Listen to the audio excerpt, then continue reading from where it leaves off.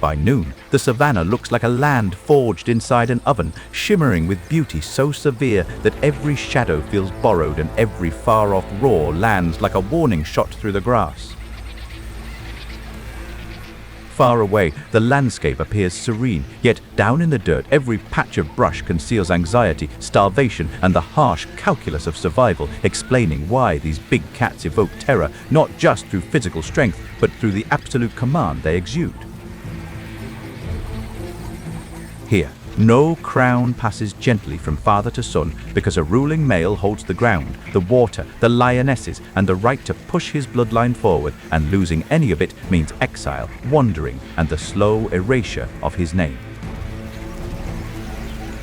This explains the importance of daybreak, as a single roar echoing across the arid dirt isn't merely sound. It serves as an open declaration that vulnerability was spotted, proving the true conflict has already started through sound, body language, and intimidation.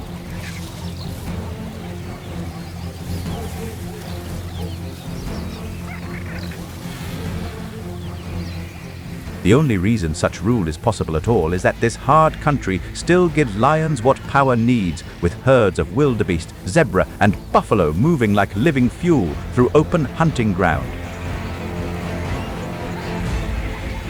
Short vegetation, waterways, and dispersed trees provide an ideal setting, offering sufficient sightlines to spot threats, adequate camouflage to launch surprise attacks, and ample space for a powerful family group to grow whenever luck favors them.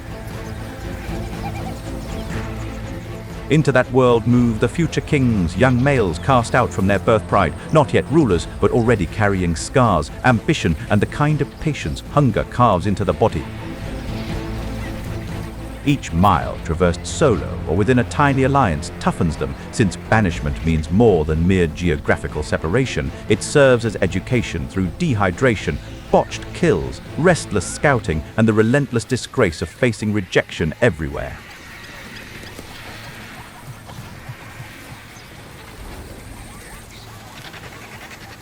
Their story plays out across places built for lion drama: the Serengeti, Kruger National Park, Ngorongoro Crater, and the Okavango Delta, landscapes where prey, water, and open space keep the cycle of power turning generation after generation.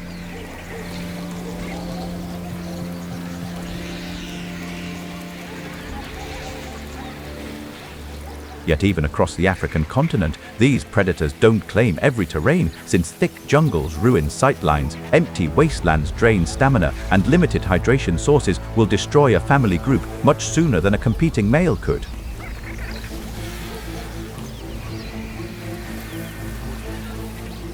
A lion may look invincible on a termite mound at sunset, yet power means almost nothing in country that cannot support hunting, resting, recovering, and raising cubs without draining the pride to the bone.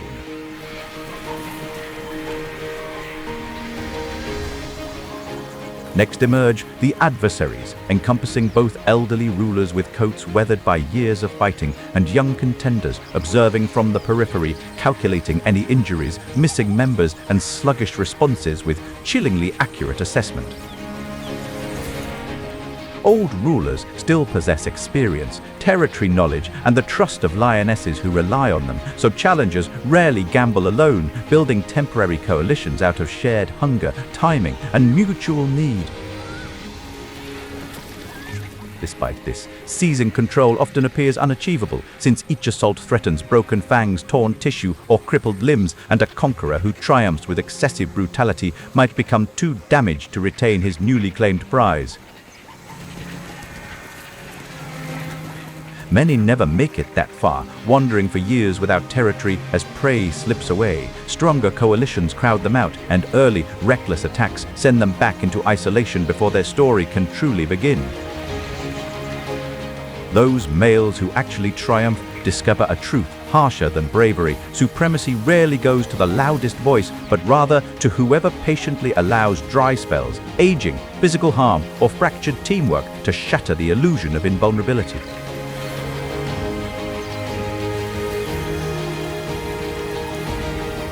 When the moment comes, supporters matter because coalition partners bring numbers, confidence, and the ability to overwhelm an established king before hesitation turns fatal. Once the bloodshed concludes, females emerge as the true bedrock of the new regime, re-establishing hunting routines, guarding offspring, and securing an empire that would surely crumble if authority merely stopped after the physical brawl.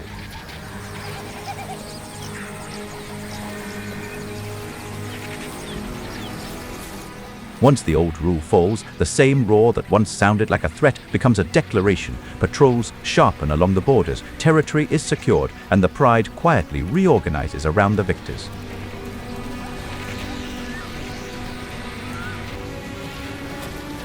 Reigning at the apex of the ecosystem, this cat exists as a hunter and an icon, embodying toughness, dominance, and the brutal toll that staying alive exacts from every creature breathing beneath the blazing sky.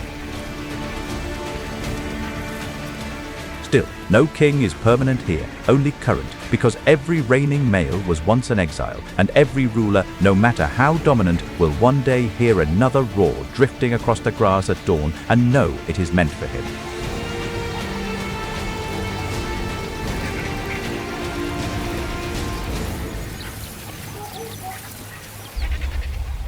This remains the undeniable truth, etched across the grasslands. Power may conquer the moment, though never eternally, and whenever the sun illuminates the flatlands anew, a single uncertainty lingers in the sweltering air: who currently rules and who is plotting to seize the throne.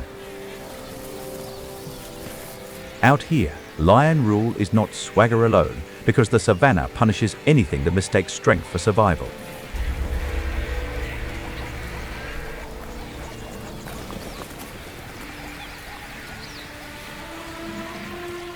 Each dawn introduces dehydration, high temperatures, starvation, and the urgent obligation to protect territory before the morning fully heats up.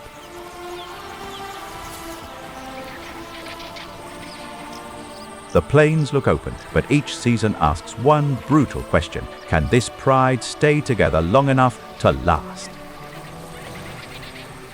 When drinking spots evaporate and prey animals follow the storms, even experienced cats can find themselves one terrible week from total ruin.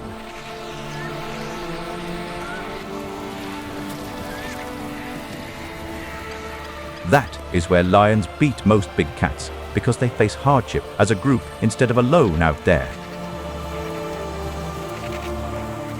A typical unit contains 10 to 15 members, sometimes extra, acting as both a close family and a protective stronghold.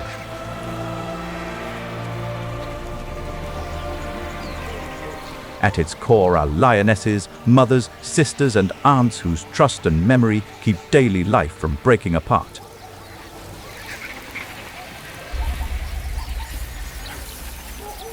They stalk prey, nurture offspring, and confront dangers collectively, transforming mutual cooperation into significantly higher chances of staying alive.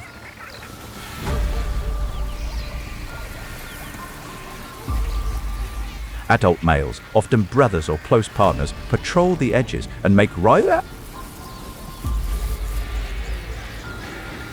Nevertheless, authority within the group remains fragile, since supremacy means nothing whenever starvation hits, cubs starve, or tensions fracture teamwork.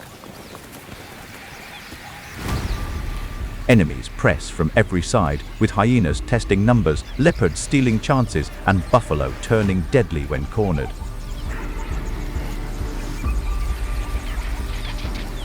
Unsuccessful pursuits expend vital energy the group might not quickly replenish, and a single fractured leg can permanently alter destinies.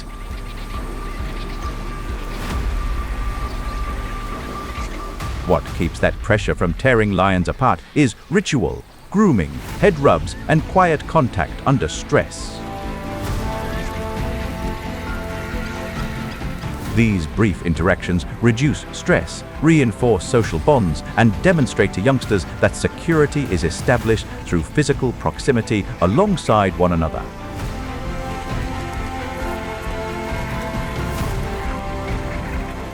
Every playful spar, reassuring nuzzle, and shared rest becomes rehearsal for the panic that will come later.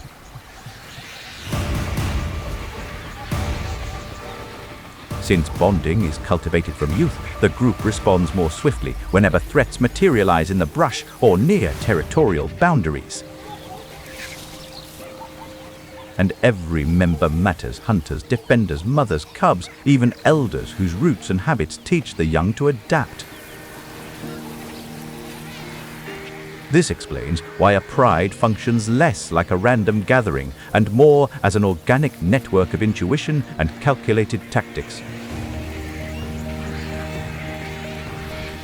Its real power comes from mixing force with patience, communication, and shared roles, letting lions dominate where loners fail. The takeaway is straightforward yet brutal. No group endures because existence is effortless, but because no individual faces challenges alone for very long. When the grass leans with the wind again, the next test is coming, and unity will decide who holds.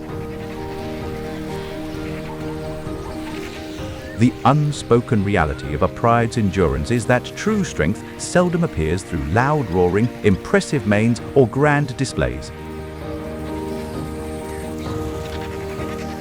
Lionesses do not advertise authority, yet their discipline shapes nearly every good day, holding life together with steady, practical control.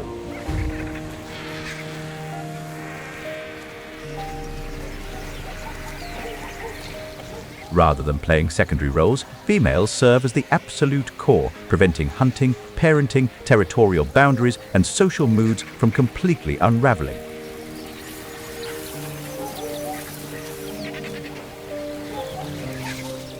Without that consistency, even a pride led by powerful males would start to fray at the edges, then come apart under pressure.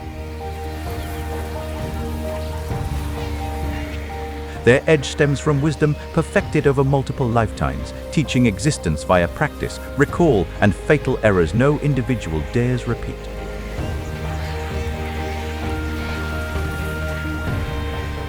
Younger females watch older lionesses read the wind, measure distance, study cover, and wait for the exact second patience becomes action.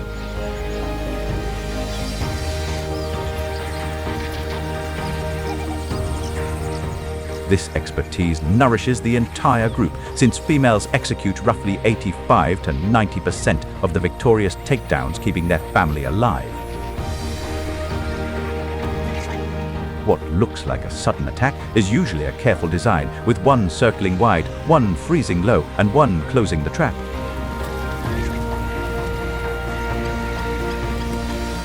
Tension builds throughout this quiet collaboration, since victory relies upon multiple predators striking at the exact same moment without making a single noise.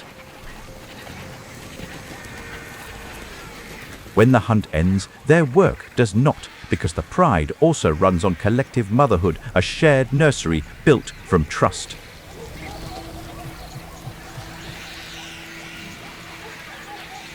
Several females protect, groom, and monitor the babies, allowing mothers to gather food while trusted relatives keep the little ones perfectly safe. Even their gentler rituals matter, because grooming and head rubs are not decoration. They are maintenance for trust in a stressful world.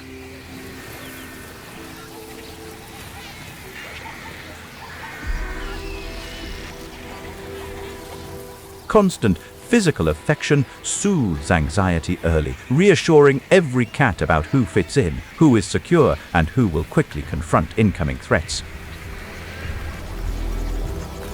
That unity must be actively protected, because hunger, heat, and exhaustion can turn even close family into something sharper and less forgiving.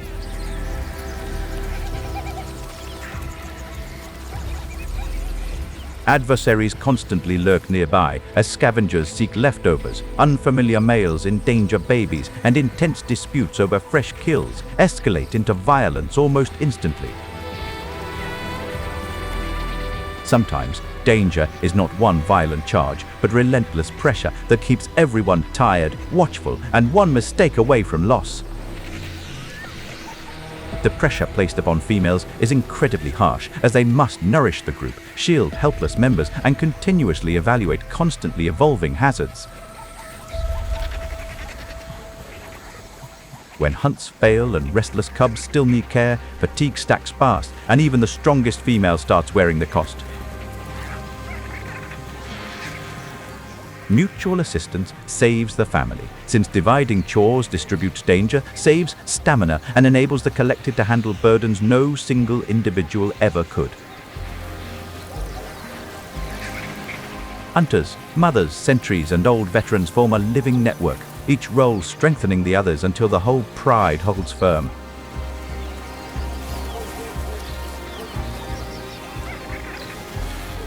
Consequently, females serve as the grounding element, mixing gentle affection with ruthlessness, calm restraint with bloodshed, and maternal care with impenetrable protection.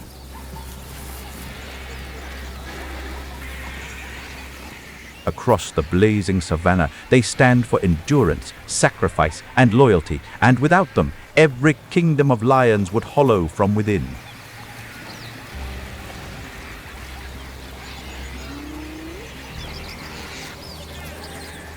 Whenever dirt swirls above the plains again, a difficult thought lingers. How long could any family truly endure without the dedicated souls keeping everything intact?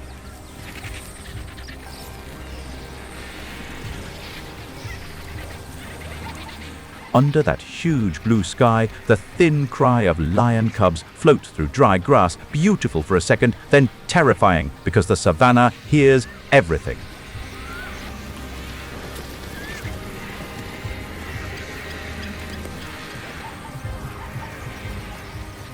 These small noises proclaim fresh arrivals, yet they simultaneously broadcast vulnerability across an environment where optimism and deadly threats emerge at the exact same moment. From the start, each cub is the pride's future, carrying promise, pressure, and the brutal possibility of never making it far enough to matter. Upon entering the world, staying alive requires complete reliance on others, since infants cannot battle, catch food, or comprehend the numerous perils steadily approaching. Its first shield is not strength, but the warmth, vigilance, and discipline of the lionesses that surround it like a living wall.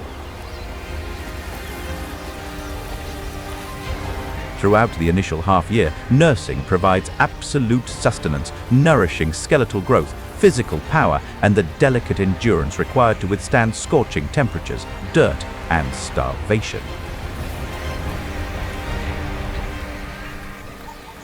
Each nursing moment looks tender, but it is also strategic, an investment poured directly into the pride's next generation of hunters and defenders. Eventually, the babies wander into the open, squinting at intense sunshine, stepping on uneven soil with wobbly feet, and confronting an environment vaster than pure intuition can comprehend.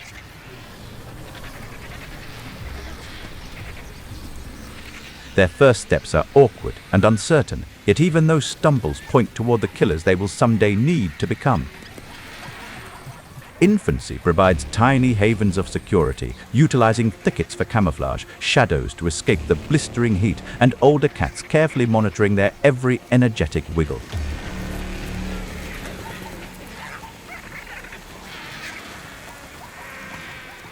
Inside those calmer spaces, the pride's daily rhythm starts teaching them the basics of timing, caution, following, and when to stay still.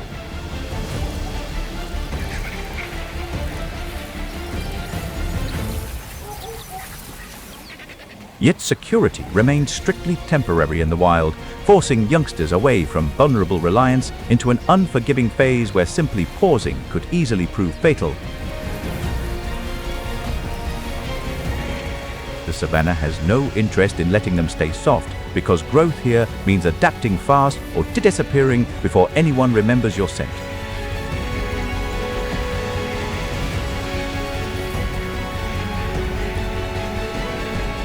Peril constantly lurks nearby as scavengers test for vulnerabilities, spotted cats conceal themselves, and any sudden movement among the weeds brings intense uncertainty. The cubs learn early that silence is not peace, shadows are not harmless, and survival begins with noticing what others miss. Pure muscle won't guarantee survival, since expertise must precede physical force, and such expertise requires accuracy, timing, and immense composure under severe stress.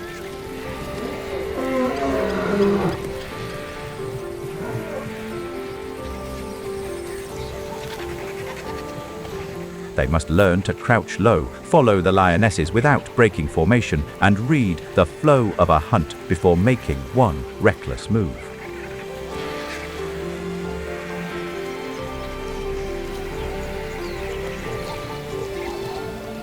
Initially, they mess up continuously, jumping prematurely, pursuing incorrect targets, tripping over one another, and revealing their hiding spots at the absolute most terrible times. What looks cute to an outside eye is actually a long rehearsal of mistakes, teaching them how small the margin is between practice and disaster. This explains the immense importance of goofing around, since attacking siblings, sprinting through vegetation, and letting out clumsy squeaks directly develops practical intuition. Lionesses and littermates become the teachers, setting boundaries, modeling behavior, and turning rough games into lessons about confidence, reflexes, and social rank. By dedicating roughly 10 to 20% of their waking hours to play, fighting, youngsters improve their reflexes until fearful babies gradually become competent adolescents. Their steps grow firmer, reactions faster, and confidence less imaginary, but the truth stays brutal, with only about 20 to 30% surviving past 2 years. The takeaway remains incredibly brutal, since the wilderness never cares about untapped potential, only pure adaptability, and these delicate babies harbor tomorrow's leaders, assuming tragedy doesn't strike beforehand. On the hottest afternoons, when even vultures seem too tired to circle, one male lion can shatter the stillness with a roar that sounds less like noise and more like a warning shot across the savannah.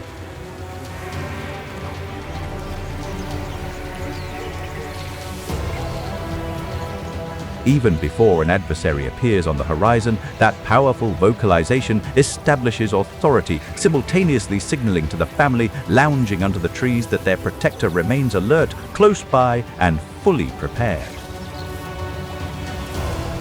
In lion society, dominance is never a quiet inheritance because territory, water, cool ground, and breeding rights stay in the hands of whoever can keep them.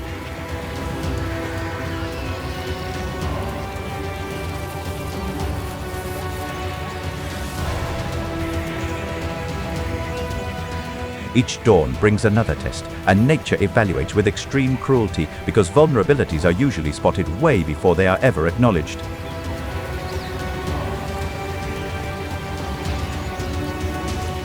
A ruling male gains his first advantage through presence alone, projecting confidence across open country with a roar that can carry nearly 5 miles.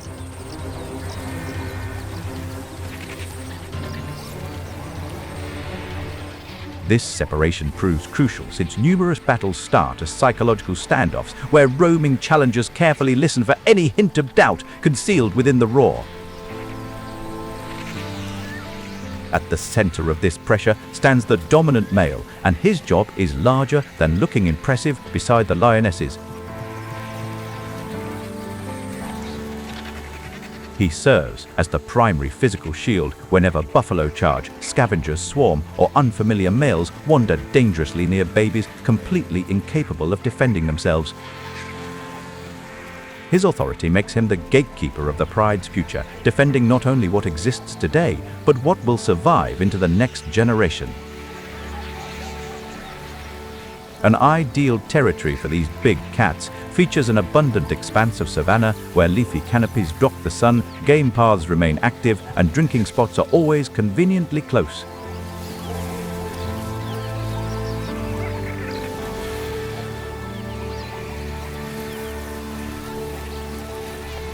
In a territory like that, every termite mound, river bend, and patch of grass means something, because good land is both shelter and proof of power.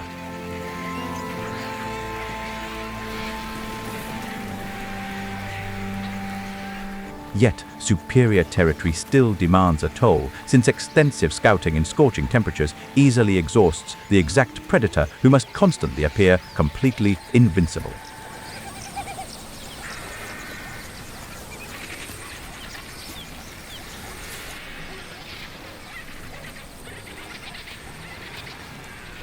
The wider the borders, the harder it becomes to monitor every scent mark and every approach path where danger might be gathering out of sight. Adversaries seldom act carelessly, since roaming lone males and unified groups initially evaluate the perimeters, scanning for advanced age, wounds, inattention, or any delayed reactions. They challenge with strategy, not emotion, waiting for the exact hour when a king is tired, divided, or forced to defend too much ground at once. Once the conflict actually erupts, it becomes brutal. Close-quarters combat involving fangs, claws, sheer mass, and endurance, leaving absolutely zero safe buffer or margin for doubt.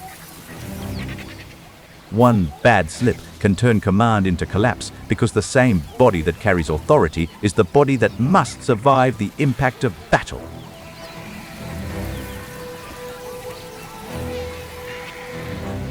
Should he suffer defeat, the fallout extends well past physical injuries, because banishment eliminates his territory, mates, daily habits, and the prestige, giving his raw weight.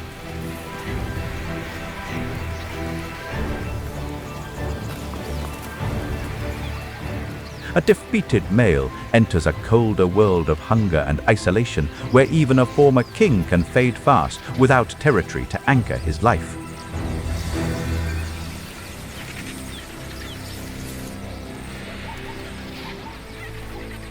Those rulers who endure realize that staying alive requires beyond mere hostility, prompting them to save stamina, scout intentionally, and crush challenges before competitors build momentum.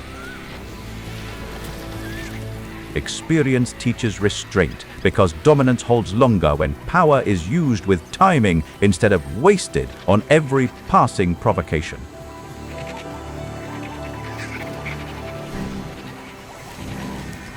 Furthermore, he never maintains stability entirely by himself, because females manage the group's everyday routines while the offspring provide his sacrifices a profound purpose beyond his own survival.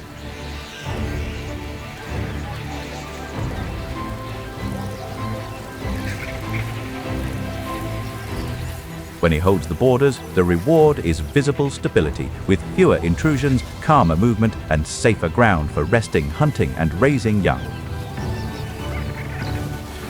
This remains the brutal reality of male supremacy across the plains, where visibility, stamina, and active duty count equally alongside sheer physical power, and where any currently reigning leader will eventually detect a fresh roar on the horizon, nervously questioning exactly how many days he still has remaining.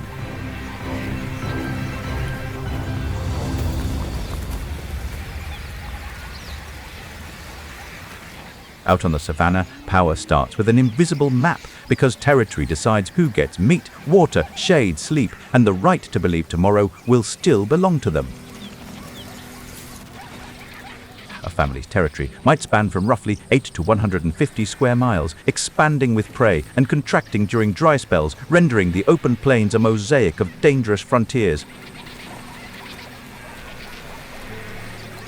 That pressure is fiercest in rich country like Tanzania's Serengeti and Botswana's Okavango Delta, where grass, shade, and permanent water turn good land into something worth bleeding for.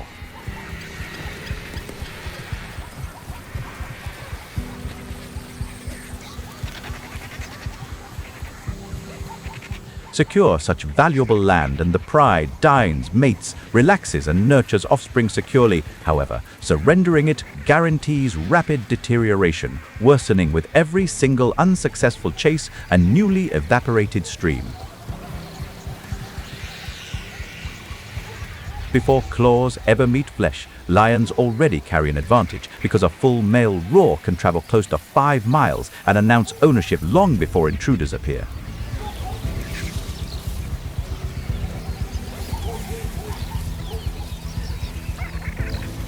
This vocalization goes beyond mere dramatic display. It functions as a preemptive alarm throughout the grasslands, occasionally reducing physical clashes by roughly 30% whenever intimidated competitors decide to retreat. Still, a kingdom is not defended by one main on a termite mound because every border patrol protects hunting lanes, denning cover, and the calm cubs need to grow without chaos.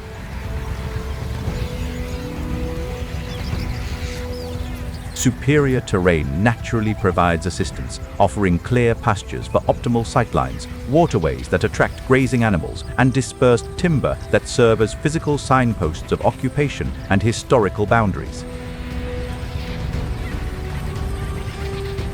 In that ideal setting, the Pride can hunt efficiently, rest where it matters, and answer trouble fast, creating the brief illusion that rule here might actually be stable.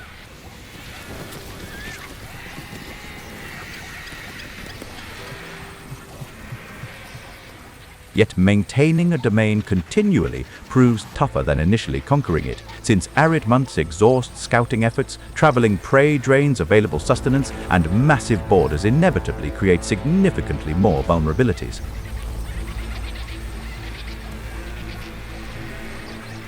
Rival coalitions know that, so they linger at the margins, listening for thinner roars, checking scent lines, and studying every limp, delay, and distraction for proof that age has arrived.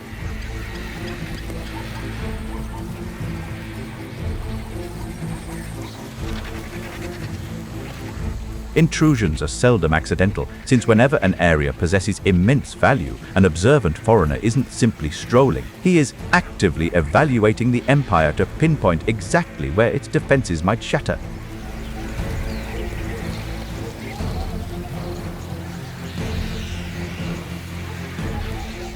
Lions try to stop that collapse without wasting blood, leaving scent marks like written warnings and raking claw scars into trees as a blunt visual message of size, confidence, and readiness.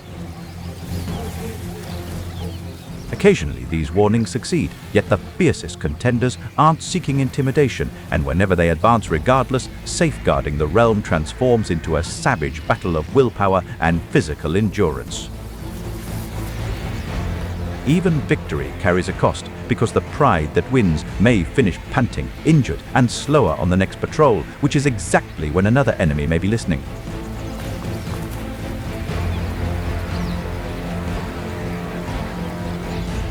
Next arrives the ruthless principle governing any dynasty, where adolescent males nearing 2 or 3 years of age face eviction before they potentially develop into competitors within their native family.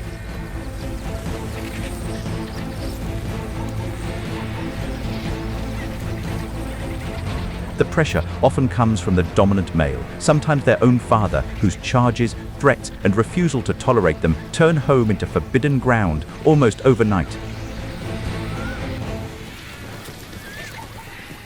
For these young males, such banishment strikes initially as emotional devastation before becoming an education, because their former sanctuary now imparts its cruelest truth: absolute power harbors zero space for affection. After expulsion, they drift as nomads through punishing heat, thin cover, uncertain water, and miserable hunting odds, and in places like Ngorongoro, Tanzania, injuries hit many before experience does.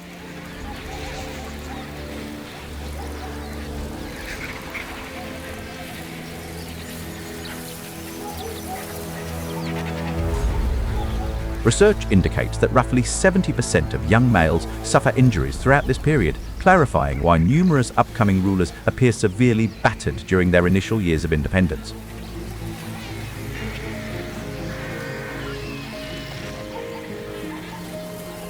Yet exile is also where cold intelligence replaces youthful swagger, as wandering lions learn to read territory, follow prey movement, hide weakness, and avoid residents they cannot beat. The survivors rarely endure their trials solo, as siblings and trusted allies build strong alliances that boost morale, strengthen security, and transform struggling wanderers into formidable upcoming challengers.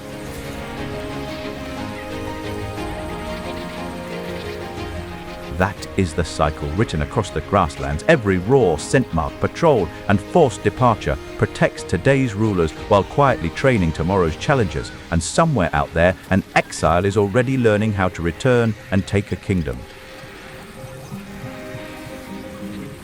In this harsh environment, a single, furious roar rarely terrifies the plains, quite like the eerie silence of multiple adult males stalking in unison.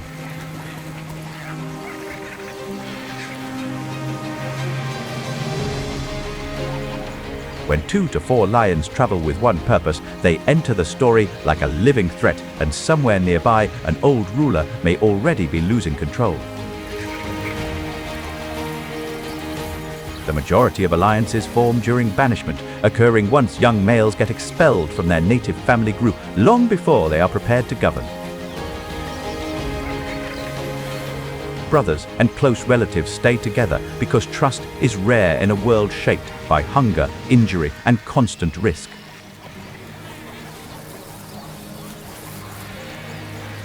A partnership, initially based on mere existence, gradually solidifies into the groundwork for upcoming territorial takeovers.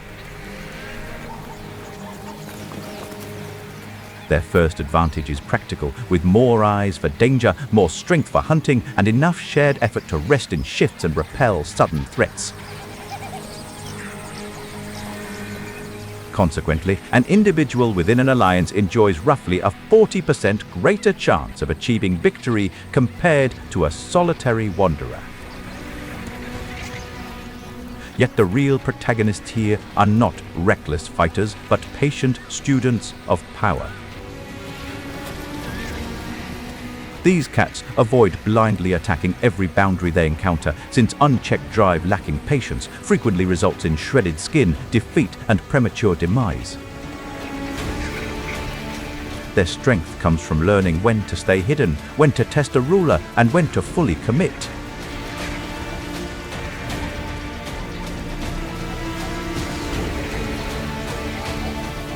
Prime big cat territory provides the optimal setting for their ascension, since abundant food, hydration, and camouflage grant daring tactics genuine long-term dominance.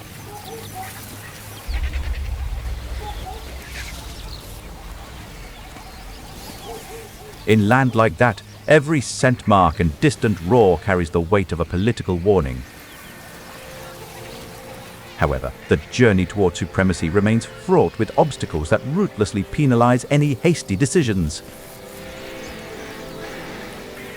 Nomadic males cross unfamiliar ground, endure heat, miss meals, and avoid stronger residents before they ever earn a serious chance at a pride.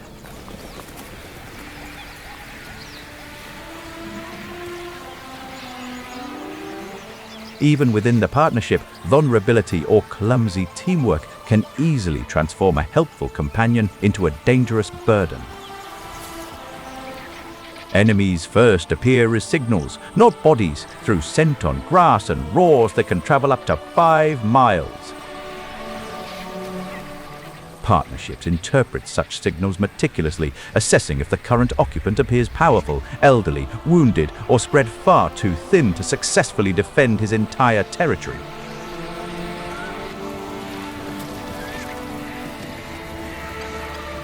That cold observation lets them gather evidence, stay emotionally hard, and avoid exposing themselves too early.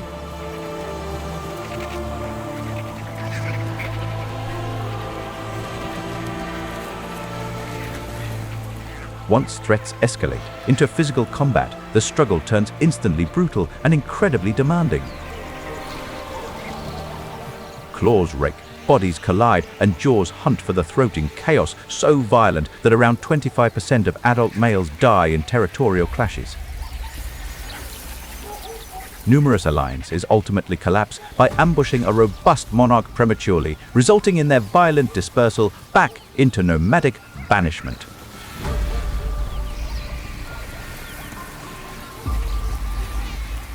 Others survive the fight but leave with damage that makes later hunting, defense, and movement far harder. The solution seldom relies strictly on raw physical power. Instead, it demands synchronized aggression executed with tight control.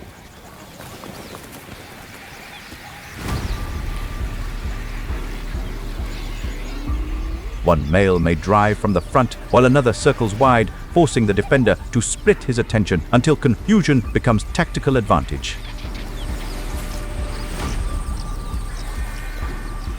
Biology provides assistance as well, since dense manes absorb impacts while simultaneously projecting an intimidating appearance long before any physical clash begins. And each coalition partner adds confidence, coverage, and momentum that no solitary challenger can match. With accurate coordination, the dynamic eventually shatters, leading to the ruling leader's destruction or forced banishment, transferring the family's ownership entirely.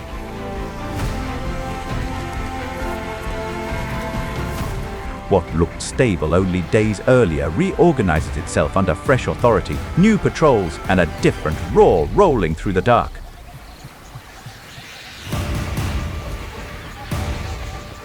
Triumph delivers beyond mere conquest, as Southern African factions like the Mapogo Coalition demonstrated how multiple organized males can rule vast territories and permanently alter regional borders for decades.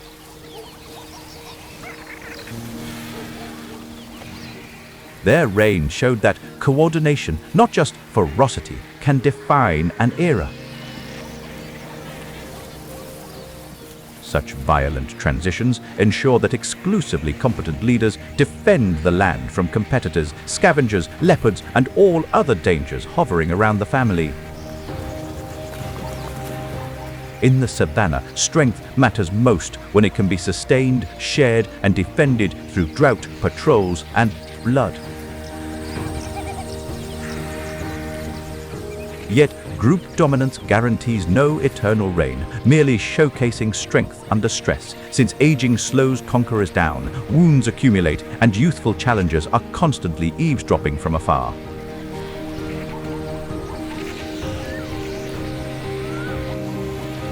Across the grasslands, the question never changes: which shadow out there is preparing to become the next ruling force?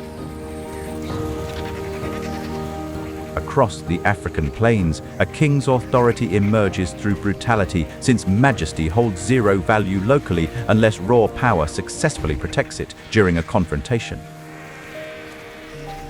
Golden grass and sunset light hide a harder law. Legacy starts with conflict, and weakness is noticed almost as soon as it appears.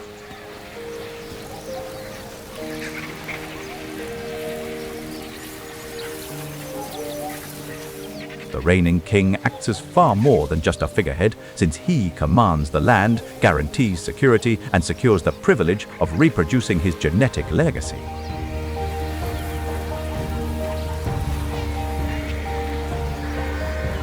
In lion society, mating rights are not a separate prize after power, they are the deepest reason power matters at all. This structure offers significant benefits, as offspring sired by victorious rulers inherit traits strictly curated by perfect timing, toughness, and exceptional survival capabilities.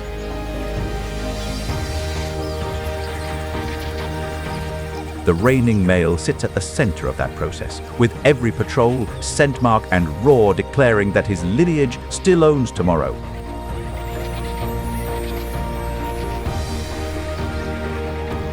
Within fertile habitats featuring abundant meat, hydration, shadow, and foliage, dominance manifests constantly, stretching from peaceful lounging spots to heavily defended perimeter zones.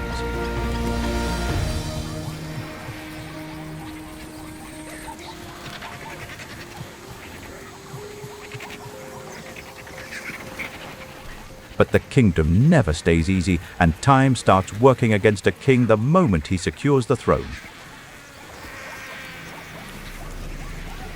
High temperatures exhaust his body, wounds limit his mobility, extensive scouting creates fatigue, and competitors analyze these minor deteriorations with absolute, merciless scrutiny.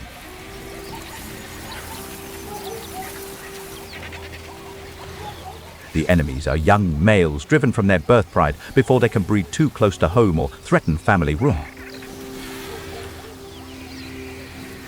Banishment initially strikes as pure devastation before morphing into crucial schooling on starvation, endurance, careful surveillance, and the harsh self-control that desire necessitates.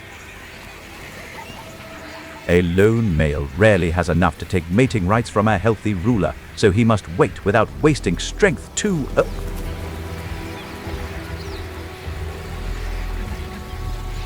Numerous nomads perish here, hobbling away from frontiers, starving in barren landscapes, or discovering fatally late that bravery without reinforcements always guarantees retreat.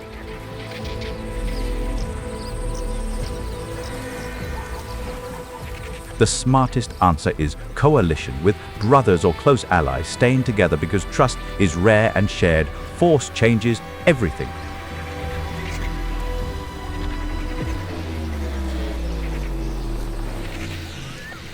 These alliances offer extra vision, endurance, and combat intensity, transforming a remote ambition of starting a dynasty into an achievable objective.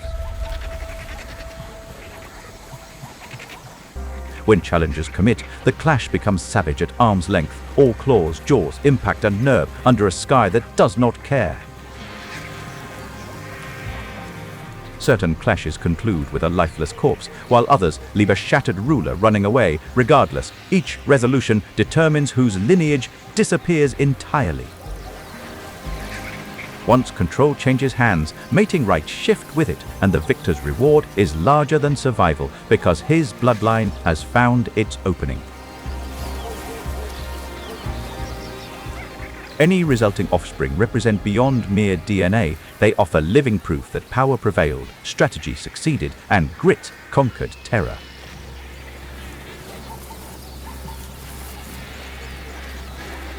That is why these struggles are not just personal ambition in fur and muscle, but a system that helped prevent inbreeding and rewards survivors.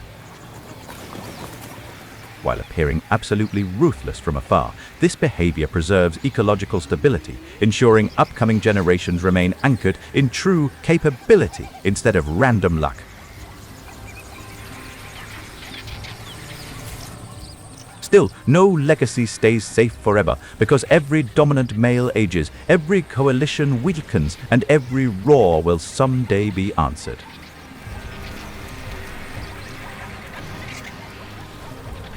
Throughout the open plains, the ultimate dilemma stays constant whenever another threat emerges from the sweltering haze, whose specific lineage will ultimately survive.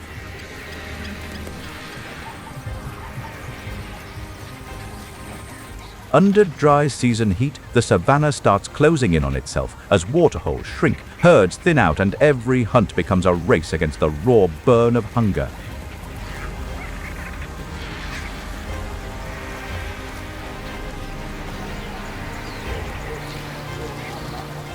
Viewed from afar, the landscape appears expansive and tranquil, yet down in the dirt, the harsh environment squeezes relentlessly around any creature desperately seeking another bite to eat.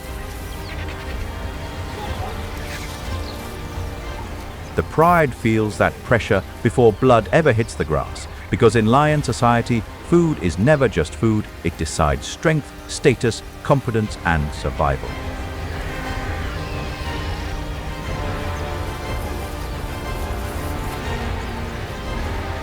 Whenever a massive prey animal finally goes down, immediate relief sweeps across the entire family, since one massive corpse feeds multiple members while temporarily replenishing both harmony and stamina.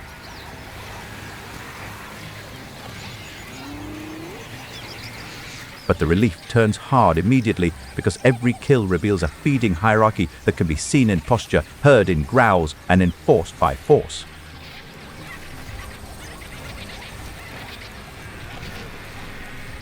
Fully grown males approach initially, securing prime dining spots using sheer bulk, impressive manes, and intimidation, transforming the kill into an actively policed zone rather than a communal feast. There is a cold logic behind that system, because the strongest defenders are fed first, so they can keep guarding territory, resisting rivals, and protecting the ground beneath the pride. During prosperous periods, this strict hierarchy preserves group stability without causing constant vicious brawls over every single fresh meal. Then come the lionesses, even though they usually did the hardest work, waiting until male priority is satisfied before stepping in to claim what remains of the prize.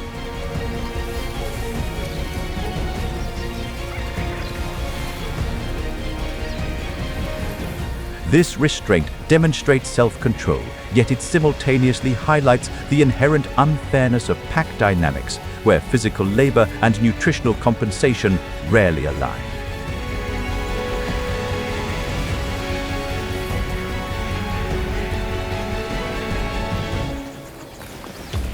Cubs stand at the end of the line, scrambling for scraps and learning early that survival often begins with whatever stronger lions are willing to leave behind.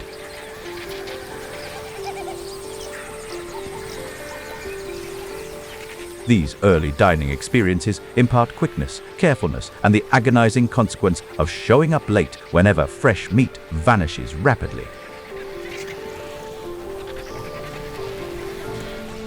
Feeding is physical enough to resemble a fight because a male can eat up to a quarter of his body weight while shoves, lunges, and growls keep everyone tense.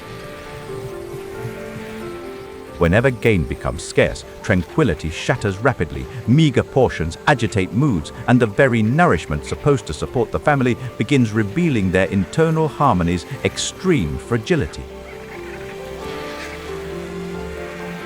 Hunger can turn familiar allies into immediate rivals, with males threatening lionesses and even challenging one another when too many bodies crowd around too little flesh.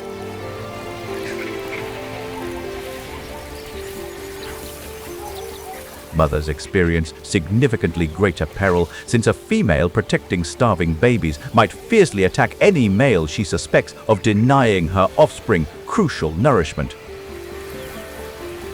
In those moments, maternal instinct can overpower routine order and push the whole scene closer to chaos. The pride avoids shattering not through fairness, but via continuous compromise. Minor choices about when to advance, when to pause, and when showing restraint proves wiser than sparking another brawl.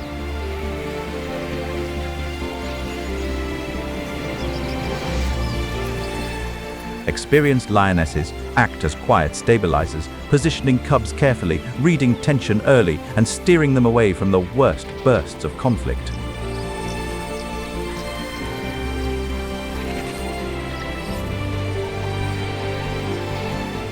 Consequently, despite appearing unjust, this strict ranking system maintains functionality by ensuring protectors remain robust, gatherers stay busy, and babies absorb power's cruel realities. However, whenever arid conditions worsen anew, one lingering uncertainty resurfaces. Exactly how long can any family maintain solidarity while battling aggressively over every single mouthful of meat? The savannah can change in one violent morning when one king's roar vanishes and another claims the grasslands by force.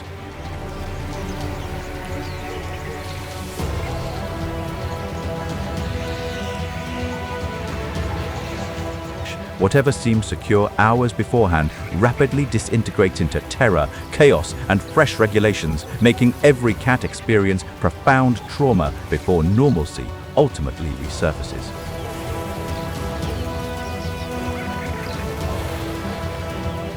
This is never just one male beating another, because the victor inherits territory, lionesses, prey access, and control of the pride's future.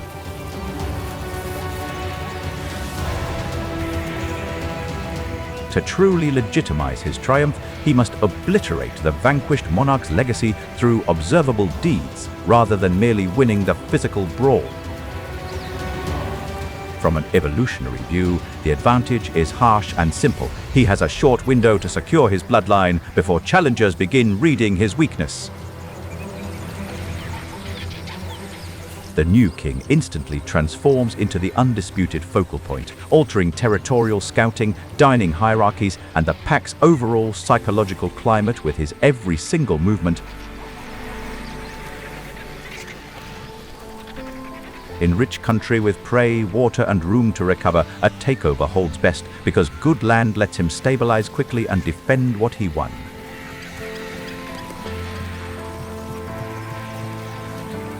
However, his initial obstacle involves babies fathered by the vanquished king, representing an adversary's surviving bloodline that continuously postpones establishing his own genetic dynasty. That is why the most ruthless phase targets cubs under about 2 years old, and roughly 25% under 1 die in these upheavals.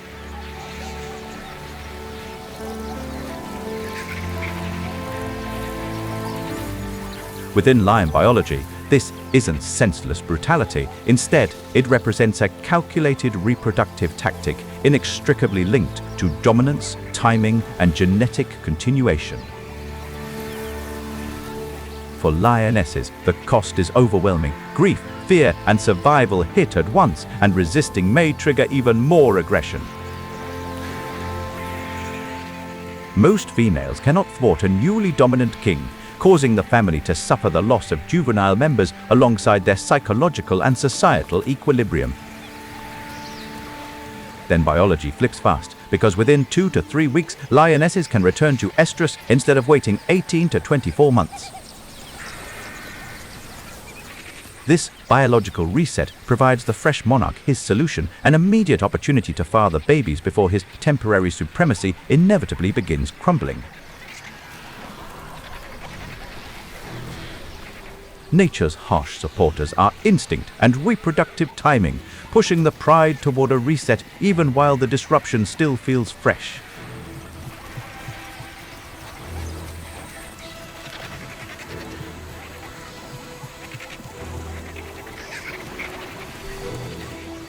After authority is finally established, predatory success often plummets by 30%, since chaos, extreme anxiety, and shattered routines severely damage their once synchronized teamwork.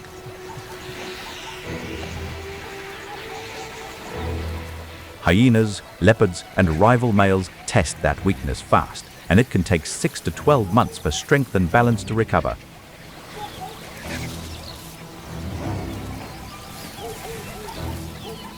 The broader takeaway reveals that lion supremacy prioritizes genetic continuation as heavily as pure physical power, since a monarch constantly battles to overwrite the future using his exclusive DNA.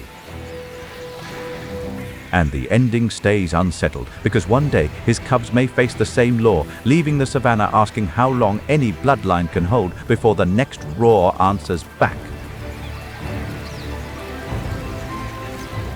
When arid conditions paralyze the expansive grasslands, each rapidly evaporating drinking spot transforms into the focal point of a silent, desperate crisis.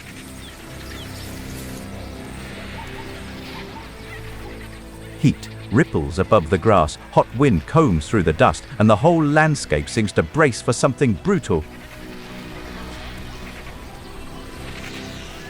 Moisture dictates everything now, since intense thirst forces hunters and targets into the exact same tightening hazard zone.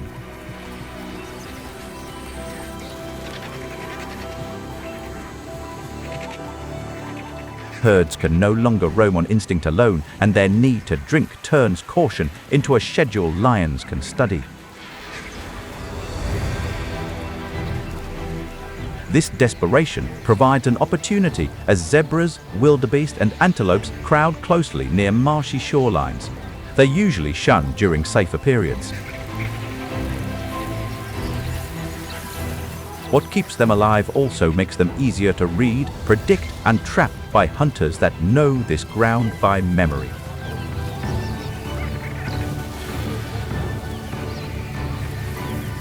Around these watering holes, lionesses press against parched brush, staring intently at the anxious borders where jittery creatures hesitate before drinking. Their stillness is not rest, but discipline, because every second of patience saves energy they may need in one violent burst.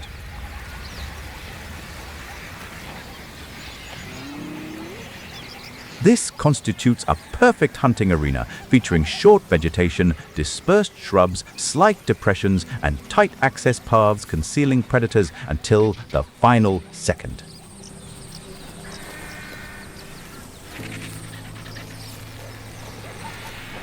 Even a small mound or thin bush becomes part of the plan when survival depends on vanishing in plain sight. However, advantageous placement doesn't render the task simple, considering merely 20 to 30% of predatory attempts ultimately achieve victory.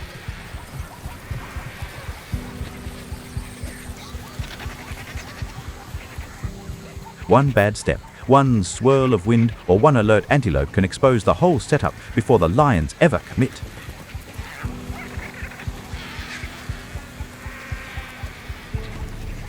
These prey animals become formidable adversaries themselves, drought-hardened survivors possessing heightened senses, swiveling ears, and collective reflexes designed for immediate fleeing.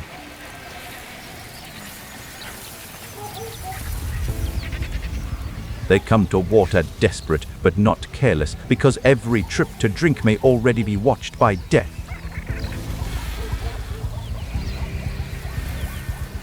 These big cats can accelerate to roughly 50 miles an hour, yet only for several grueling moments before rapid sprinting transforms into total fatigue. If the first rush fails, the advantage usually swings back to the prey, and the dust keeps the only evidence. Numerous strikes fail exactly like this, featuring prematurely scattering herds or incorrect victims escaping, while the hunter's vital energy uselessly bleeds away. That failure teaches cold judgment, so experienced hunters stop chasing everything and start choosing the young, injured, isolated, or distracted.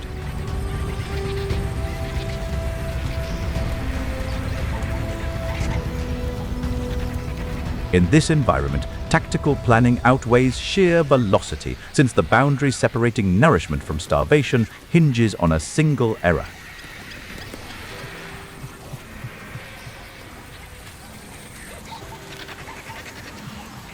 Support comes from the pride itself, with one group sliding in from downwind while another circles wide to close the easy exits. Every cat transforms an isolated strike into a calculated ambush, utilizing vegetation, shrubs, and terrain slopes to sneak within 20 or 30 feet. Then silence breaks all at once, and the lionesses release every stored ounce of patience in one explosive, committed strike.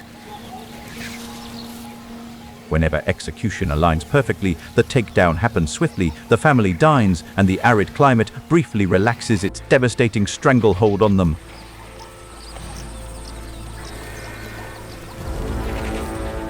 The lesson is hard and exact. This is not random violence, but survival knowledge refined by failure, repetition, terrain, and ruthless adaptation.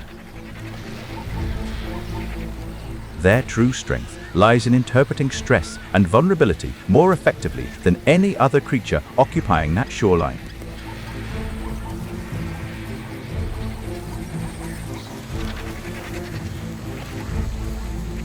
Still, every successful ambush buys time, not safety, and as the last light dies over the pool, another silent setup is already beginning.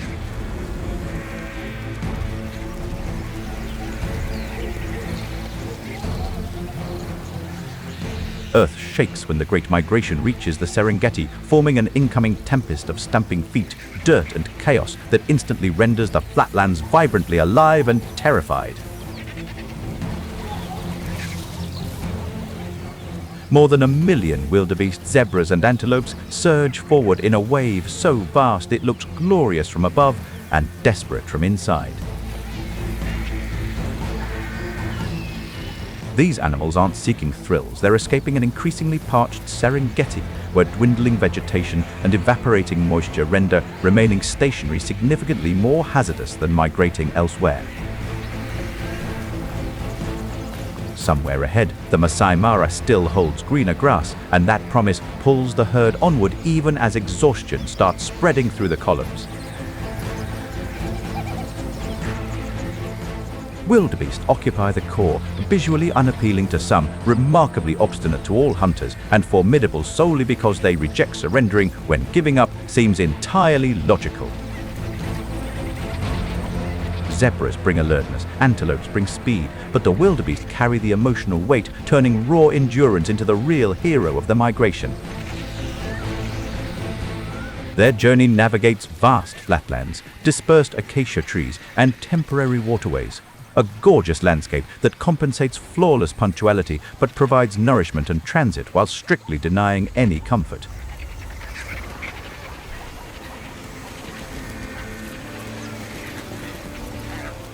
Heat, cracked earth and choking dust start grinding down the herd long before the riverbanks appear, and calves, injured bodies, and slow legs pay first.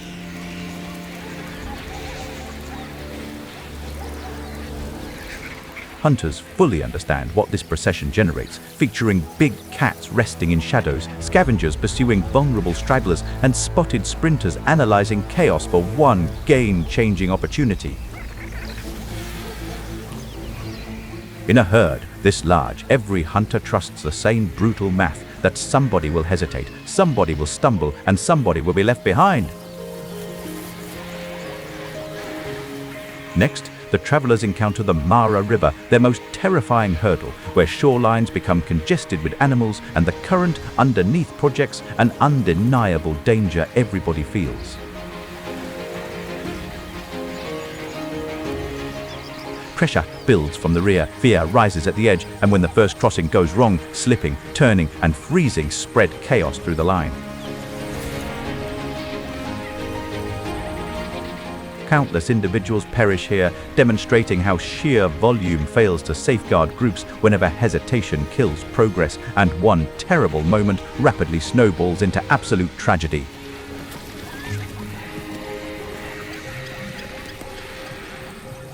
The solution is brutal but simple. Keep moving, because stopping to recover is often deadlier than committing again with the herd at your shoulder. Velocity becomes bravery, persistent efforts become tactics, and group intuition blazes a trail through terror that no fatigued creature could ever uncover independently. Zebras help catch danger early, wildebeest provide the mass that forces crossings to happen, and together the herd becomes a living system of warning and pressure. Individuals successfully crossing the distant shore discover zero tranquility, just additional carnivore-infested plains, yet they ultimately secure the single most important reward, another opportunity to live.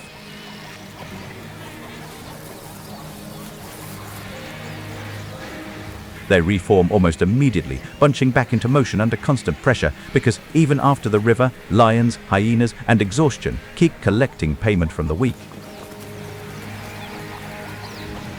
Across the vast flatlands ahead, staying alive requires swift reflexes, resilient physiques, and intuition keen enough to transform a sudden explosive threat into a successful getaway. What looks like speed is really adaptation. Thousands of split-second decisions made by animals reading wind, distance, and danger with the cold focus of survivors. Consequently, the Great Migration represents far more than an animal spectacle. It embodies survival distilled into movement, with each jump and dirt plume weighing peril against absolute requirement.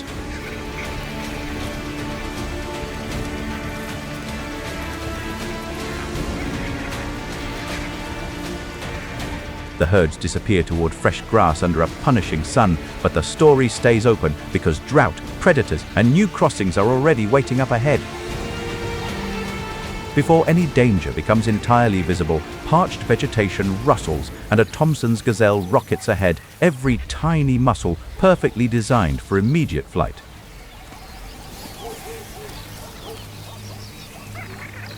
This is timing against survival, because one late step from the gazelle or one mistimed launch from the cheetah changes everything.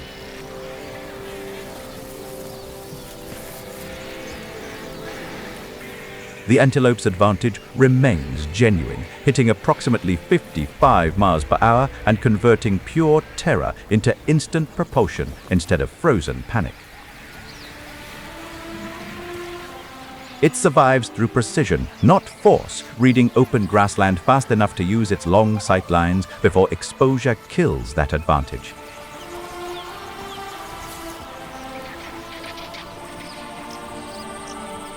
However, sheer velocity becomes useless whenever soft dirt, concealed ditches, or a single misstep destroys an ideal getaway strategy.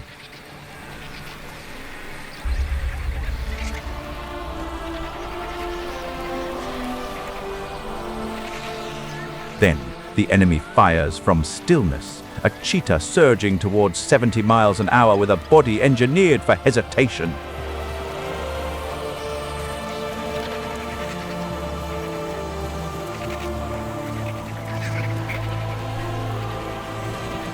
Distance vanishes almost instantly, transforming seemingly secure areas into chaotic swirls of dirt, terror, and shrinking terrain.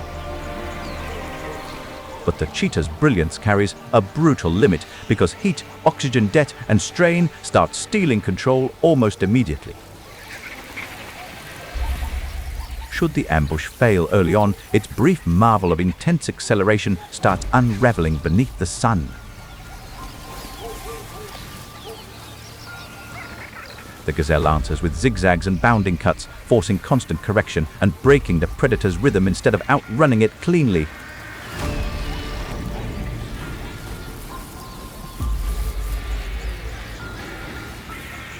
Intuition also matters, since collective fleeing, watchful gazes, and instant reflexes often secure those crucial moments, ensuring survival.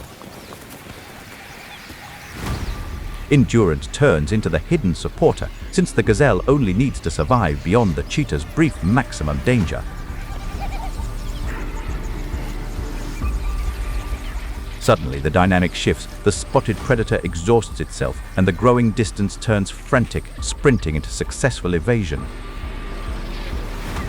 Dust settles behind the runner, proving this rivalry is really a trade-off, raw acceleration against agility, nerve, and lasting control.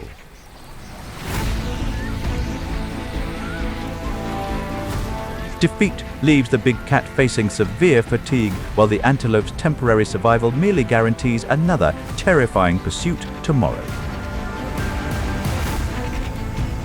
When danger snaps the still morning apart, a zebra herd explodes across the savannah, stripes flashing through dust like broken light. Although appearing elegant from a distance, it actually represents pure terror distilled into an instant survival choice. The herd runs as a single wave because staying together makes it harder for a hunter to isolate weakness. Staying alive for a zebra starts before running, utilizing keen vision, swiveling ears, and continuously analyzing suspicious motions. Their first edge is early detection, turning uncertainty into distance before claws or speed fully commit. Grown zebras easily reach approximately 40 miles per hour, sufficient to destroy any hunter's rhythm across flat terrain, assuming a flawless takeoff.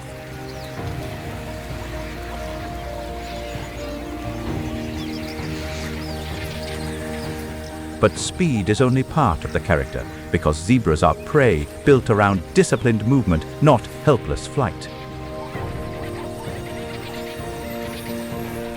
Each sprint, pivot, and gathering involves tactics, almost as though the group calculates a brutal physical equation while sprinting. Open savanna gives them the ideal stage, with room to scan the far horizon and space to build clean momentum.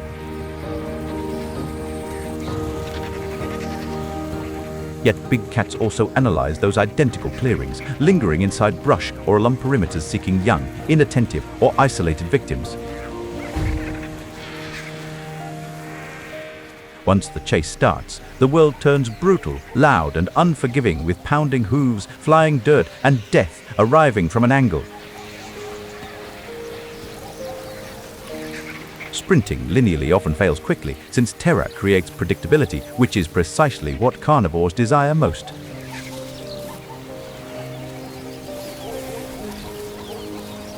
Zebras answer with hard, violent turns that force lions and cheetahs to correct, stumble, and lose momentum. Such abrupt zigzags become increasingly vital as surrounding animals, striped patterns, and dirt mix together, completely baffling the attacker. Powerful legs support the escape twice, first with acceleration, then with the strength to keep driving after the first burst. Such stamina alters the dynamic entirely, since spotted sprinters tire rapidly, whereas zebras continuously push forward across extensive, grueling terrain. If the chase stretches out, the advantage starts sliding away from the predator and back toward the herd for the moment. Finally arrives the triumphant instant, their pursuer fading backward, consumed by dirt, scorching temperatures, and ruined momentum. What began as shock becomes control, a clean escape earned through awareness, endurance, and smart movement under relentless pressure.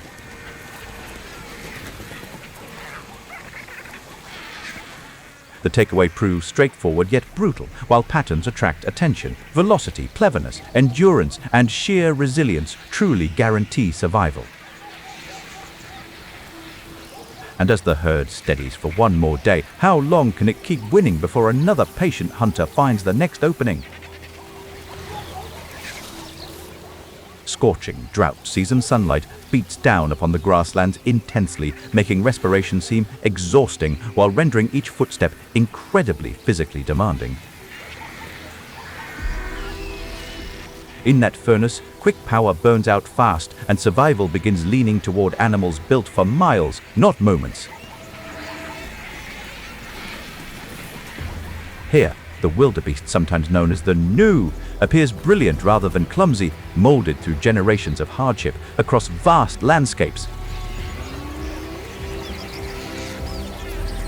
They were never built to win beauty contests, but to keep moving when prettier, weaker bodies crack under heat, dust, and hunger.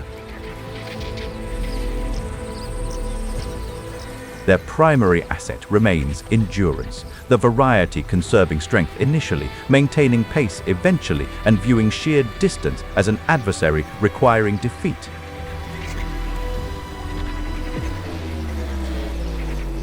So when water thins and grazing fails, more than 1 million wildebeest surge into migration, committing to an 1,800-mile test of nerve. Their journey throughout East Africa provides crucial necessities: expansive flatlands for gathering, maintaining forward propulsion, and pursuing lush vegetation waiting ahead. But the land fights every mile back, with temperatures above 100, dust in the lungs, and thirst grinding calves and elders first.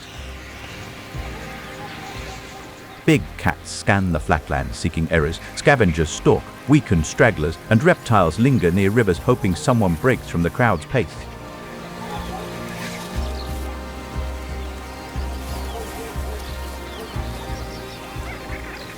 Then come the worst moments, rivers where current, panic, and crowd pressure collide at once, followed by open country that offers nowhere to hide.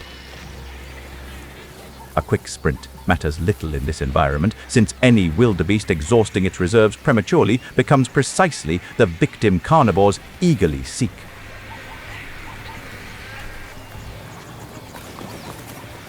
Their answer is brutally simple: run steady, hold 30 to 40 miles an hour, and make the chase last longer than a cheetah can. When chases drag on, the advantage begins shifting, since the attacker experiences exhaustion earlier, whereas the grazing animal continuously executes its escape strategy. Numbers become supporters too, as the herd's sheer size creates confusion and makes it much harder to isolate one clean target.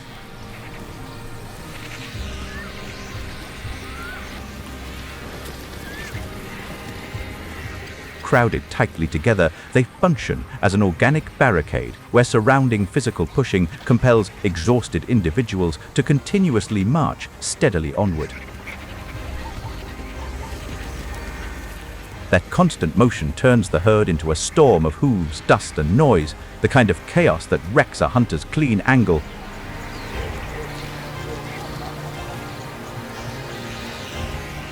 Despite lacking an individual dictating commands, this arrangement shields vulnerable participants during crises they could never endure solitarily across that open terrain.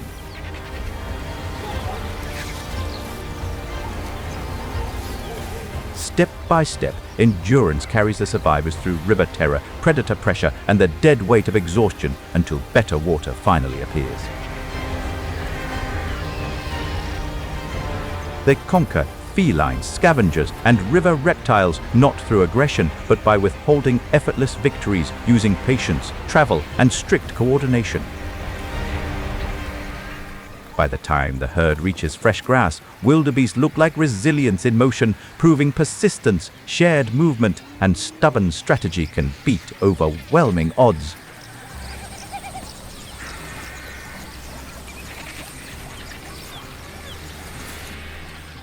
Across the plains, stamina isn't remotely passive. It represents proactive power, with wildebeest demonstrating how toughness and togetherness easily overcome significantly deadlier talents.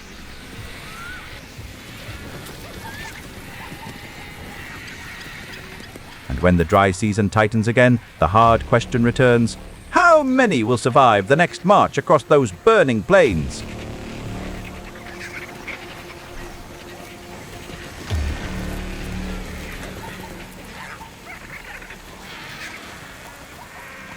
Nearing the lake drought, the grasslands seem less like wide landscapes and more like a raging furnace forged from dirt, glare, and quiet.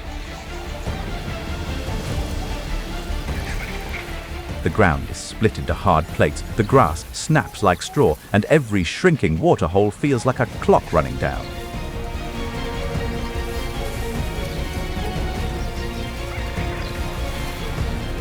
Velocity seems impressive here, but proves practically worthless, since this period measures not who runs fastest, but rather who avoids stopping altogether. That is where Grevy's zebra changes the mood, bigger than the common zebra, sharply striped and carrying itself like an animal designed for pressure. It enters the blistered landscape purposefully yet calmly, appearing as though its path towards safety was memorized well before today. That memory matters, because this landscape is not random wilderness to Grevy's zebras, but a mental map of hidden chances.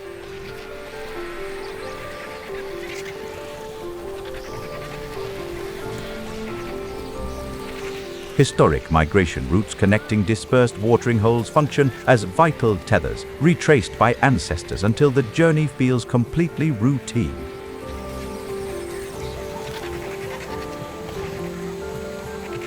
Even so, the journey can stretch beyond 20 miles in a day, and heat pouring off the ground makes every mile feel dishonest.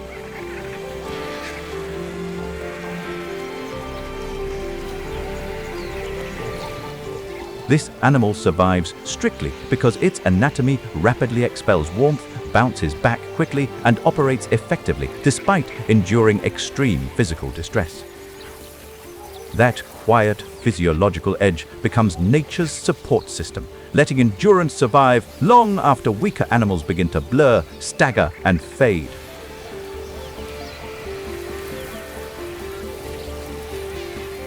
However, evolution isn't wizardry, and flawless recollection simply cannot replenish a watering hole completely vaporized by the blistering heat.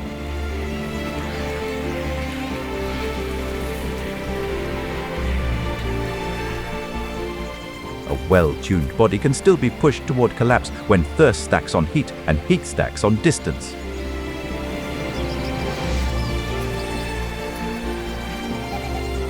This perfectly explains why big cats and scavengers crowd around surviving moisture, since sheer desperation transforms essential migration routes into predictable hunting timelines.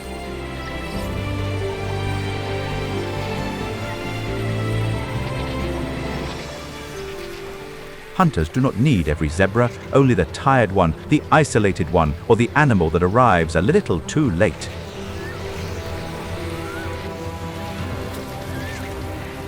Should the animal traverse clearings during peak temperatures, it squanders vital energy well before any threat even reveals its fangs.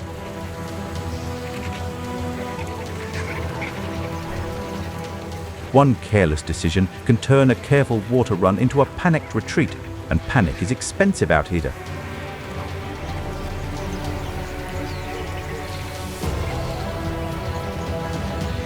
Consequently, the solution requires tactics rather than ego, prompting Grevy's zebras to shelter beneath sparse acacia branches and travel only during cooler periods.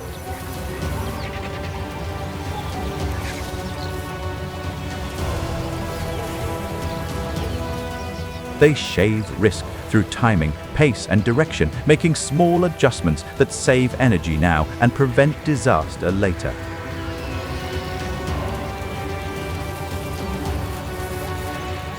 These paths are never chosen blindly, as accumulated wisdom constantly reminds the herd exactly where shadows persist, threats lurk, and moisture occasionally reappears.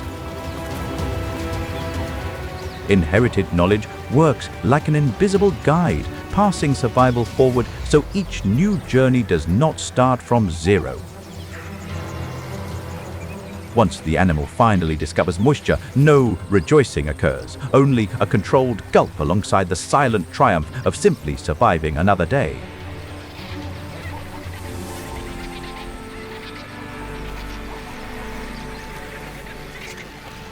That is Grevy's real lesson, that mastery in the dry season means enduring hardship with intelligence, restraint, and nerve, rather than escaping it.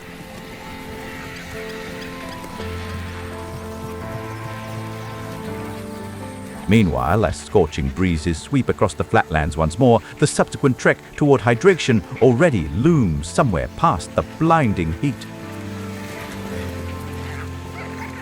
For one split second, the impala freezes, and that tiny pause holds terror, calculation, and the first decision to lick. Long before a pursuit becomes apparent, it already detected the threat, calculated the gap, and decided to flee across terrain, penalizing any delay.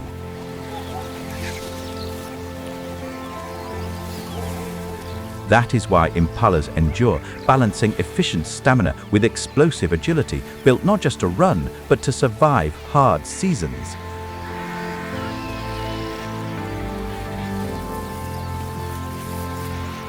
Whenever drinking spots disappear, they save energy by reducing biological needs, while hydration, derived from foliage and vegetation, sustains them for multiple days. So the impala enters this story as a prey animal engineered for response, every tendon and muscle waiting for calm to break.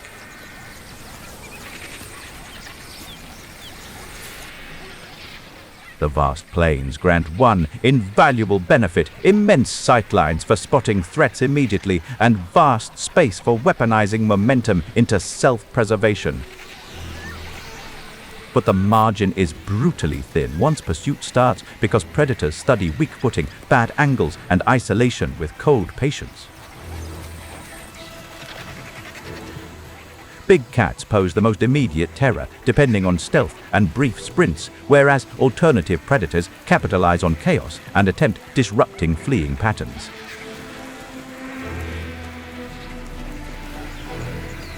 Then the body answers, powerful legs blasting it nearly 10 feet high and 30 feet forward in one shocking bound. Every jump transforms terror into distance, but fleeing straight ahead easily becomes deadly, assuming the pursuer begins predicting the victim's trajectory.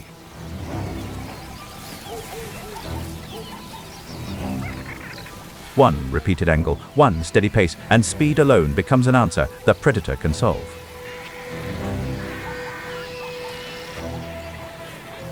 The antelope stays alive by remaining entirely unpredictable, cutting laterally, altering elevation, and violently shifting paths before any strike fully materializes. That agility is more than panic. It is moving strategy, actively disrupting pursuit mechanics in the seconds that matter most. The group's alarm triggers the sprint, the pursuer's timing shatters, and the more flexible creature avoids death, at least temporarily. Under the savannah's white-hot shimmer, a massive eland moves through glare with stubborn calm.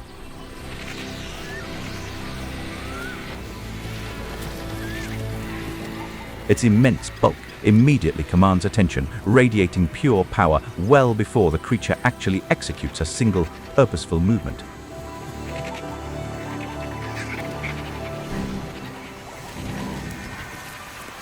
But the surprise is efficiency, because this giant survives without wasting precious water or effort.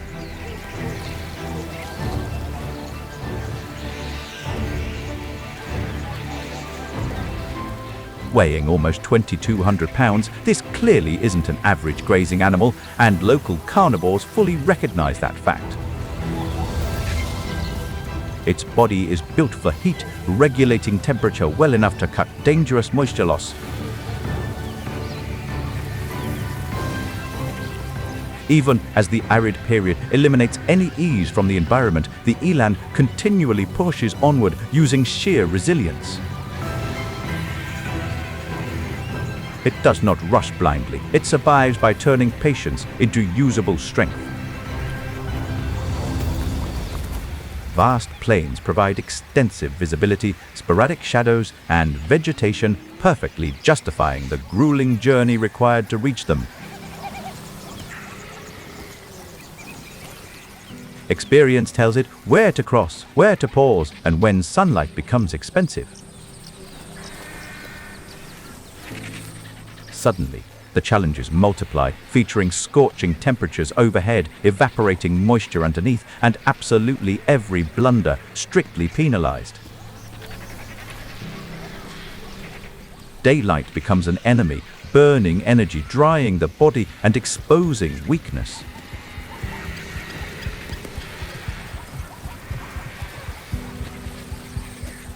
Big cats and various hunters anticipate any vulnerability, considering even an absolute behemoth crumbles whenever severe fatigue finally surfaces.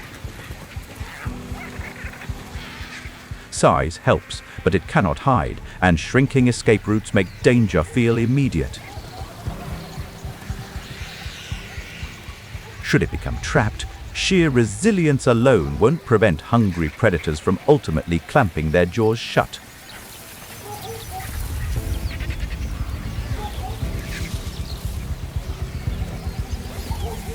So the eland answers with timing, moving mostly in cool mornings and late afternoons.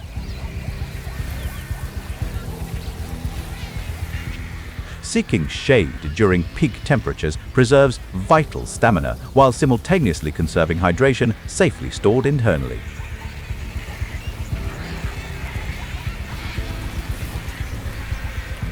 Nature supports that plan with explosive legs and hardened hooves built like hammers.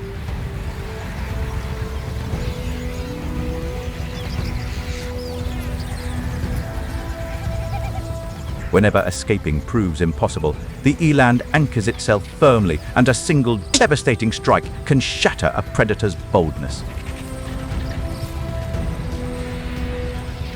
The attacker backs off, beaten by resilience first and blunt force second at close range. Across territory governed by high temperatures and starvation, controlled might endures this round, yet precisely how long will it last? Golden light pours across Kenya's Masai Mara, and for one beautiful second, the plains look harmless until those long shadows start reading like warnings instead of scenery. Viewed remotely, the vegetation appears entirely peaceful for resting, yet closer toward the soil. Each rustle conveys starvation, peril, and the intuition that violence has already commenced. Out here, survival belongs to the animal that notices trouble before trouble fully appears, because one delayed reaction can wipe out every advantage nature ever gave.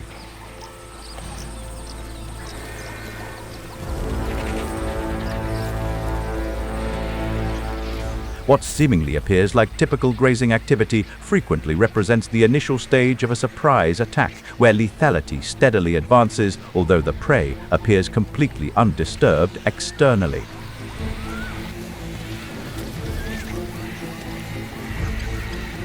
That is why the zebra is more prepared than it looks, armed with stripes that distort shape and distance, sharp hearing, fast reflexes, and legs built for explosive answers. Beside some shrubs, a single zebra grazes with a lowered head, yet it remains completely on edge since its ears constantly sweep the quiet surroundings for any suspicious activity. That quiet tension matters, turning the animal from passive prey into a living risk analyst, measuring scent, space, and timing while pretending to do nothing at all.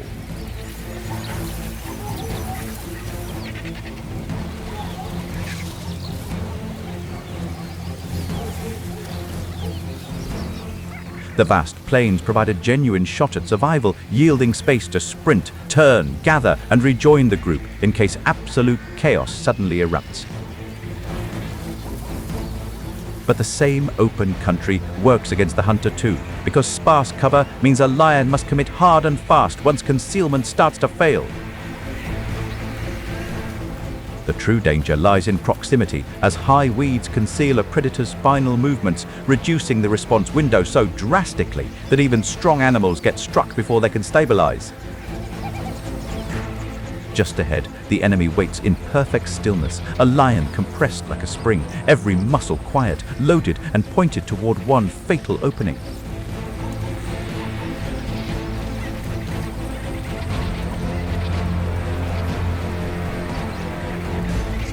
The entire approach relies on shock, quickness, and causing an error, since an organized escape and a straightforward sprint by the zebra will end the pursuit almost immediately.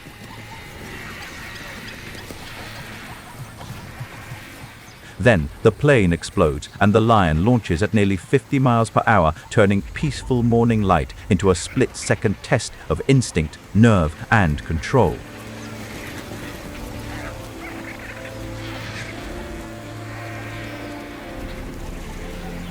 Defeat for the zebra comes terrifyingly easy. A single paralyzed moment, an awkward stumble, or a reckless dash ahead allows that distance to vanish with vicious swiftness. But instead of surrendering to panic, it snaps into agility first, cutting sharply across the lion's line and ruining the clean geometry of the attack.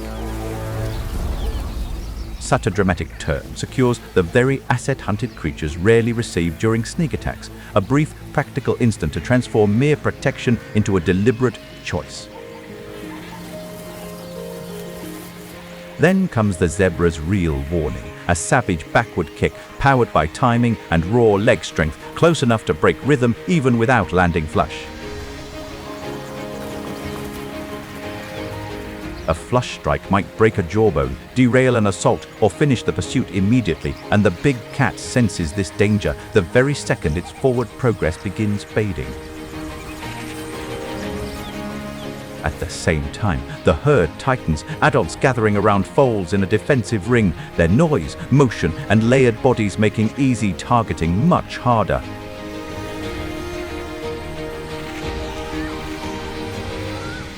At this point, the onslaught the cat thought it controlled starts unraveling, since its explosive strength proves worthless after the shock factor vanishes and the target ceases acting defenseless.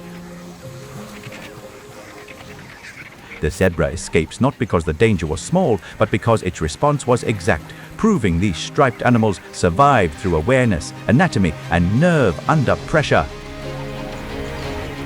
This remains the harsh reality of the plains. Prey can effectively counter their predators, and while the vegetation stops swaying, an additional silhouette watches to discover who will move next.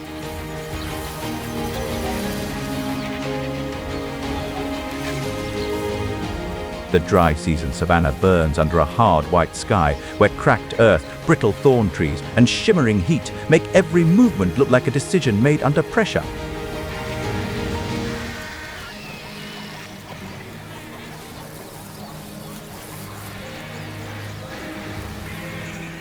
The terrain appears desolate from afar, yet starvation intensifies every dark shape, and any creature displaying vulnerability in this environment is spotted quickly and challenged far more rapidly.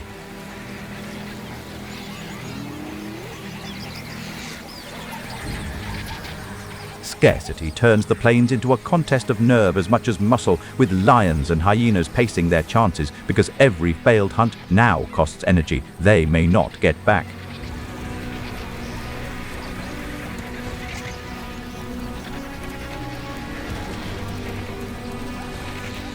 Consequently, each massive beast gets scrutinized for the initial sign of doubt, seeking that single minor blunder capable of transforming mere survival into a fatal opportunity.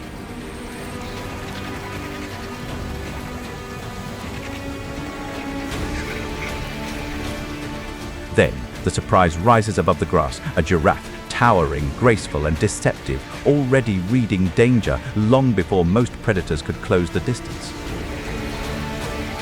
That graceful form from afar is truly a physique designed for intense stress, constructed to endure whenever the climate turns harsh.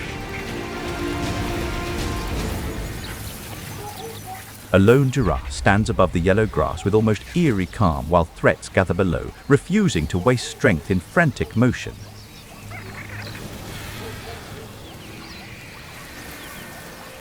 Such motionlessness generates a unique anxiety, since remaining poised across these grasslands frequently signifies preparation rather than true security. The open country helps it, giving room to see approach angles, judge distance, pivot cleanly, and turn time into defense.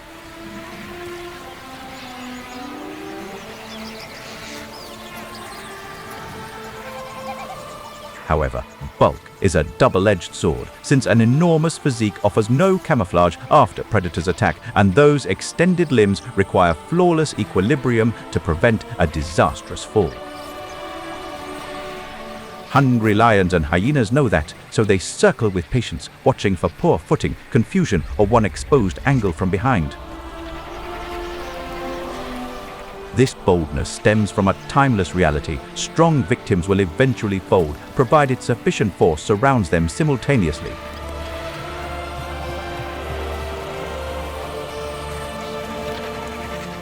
If they get too close, reaction time shrinks to a single instant, and one mistake could turn height and weight into a brutal disadvantage. Hysteria would destroy any chance of living, as a reckless escape might intertwine their limbs, while a hasty pivot provides attackers with their desired confusion. But the giraffe's real answer is not speed first, it is timing.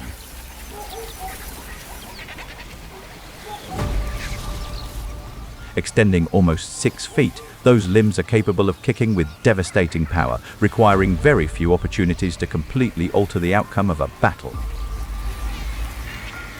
Instead of thrashing in fear, the giraffe watches, measures, and strikes only when the predator is most exposed.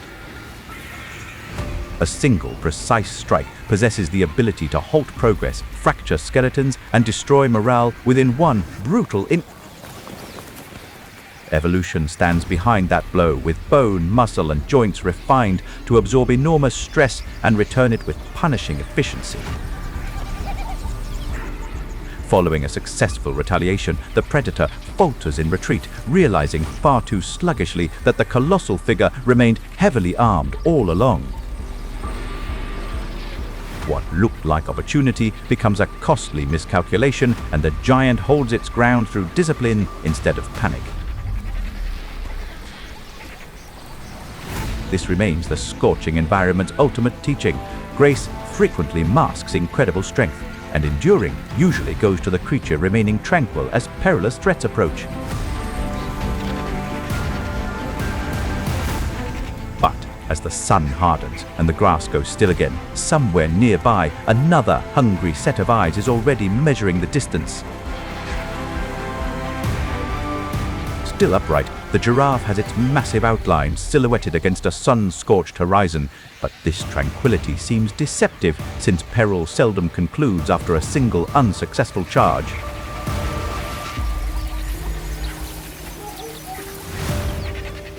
Predators come back when pressure suggests weakness, but this animal's power lies not only in striking, but in enduring punishment that would break something smaller. The creature's skeletal structure is designed to withstand extreme impact, enabling fierce combat without causing self-inflicted physical ruin. Even surrounded, it can pivot fast enough to spoil coordination, never letting the attackers settle into a clean angle. Currently dictating the encounter, the massive mammal can either stand firm or flee, if putting space between them proves smarter. In open country, those long legs can push nearly 35 miles an hour, and the heat starts draining lions before it drains the fleeing giant.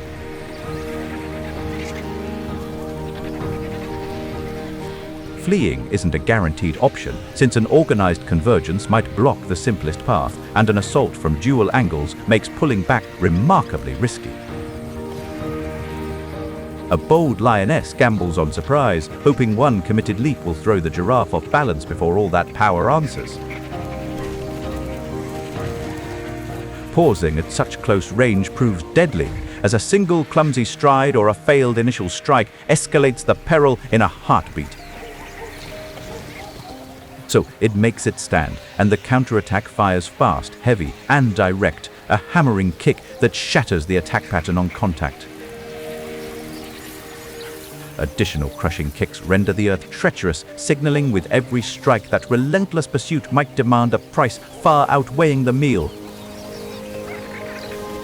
Reach, balance, leg power, and timing work as one system, and the pride backs off out of respect for the risk.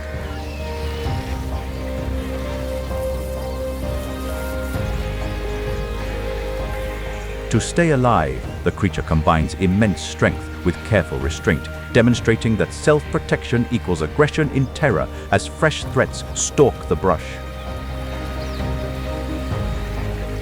The savannah shimmers like a furnace, and every yard of cracked earth feels like a dare, because out here, survival always starts with nerve. Starvation and dehydration constantly drive creatures outward, transforming seemingly desolate terrain into a harsh tribunal where any action faces swift consequences.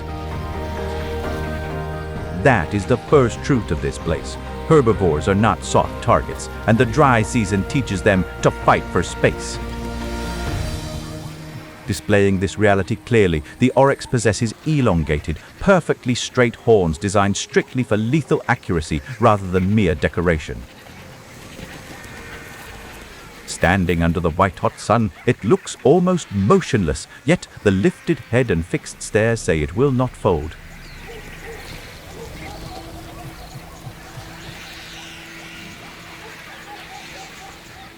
Prior to an actual strike, those weapons cast a clear threat through the dirt, guaranteeing that aggression will meet fierce retaliation.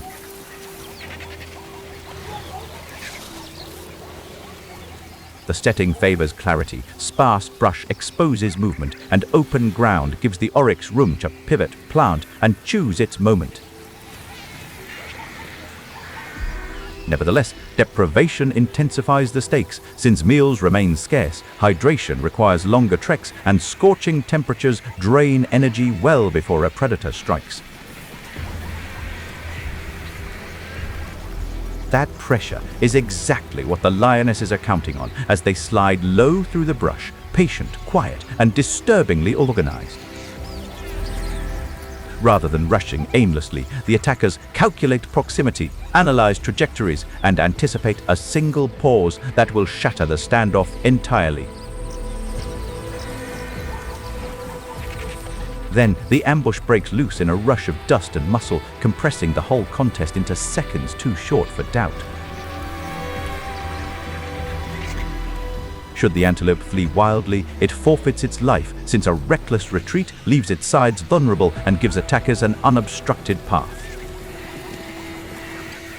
So instead of fleeing, it makes the colder choice, snapping into a sharp pivot and dropping both horns exactly where danger must enter.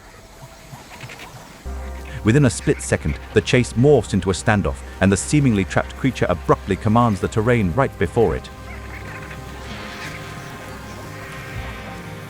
Those horns work like twin blades. A forward thrust can break momentum, while quick sweeps force respect from every approach angle.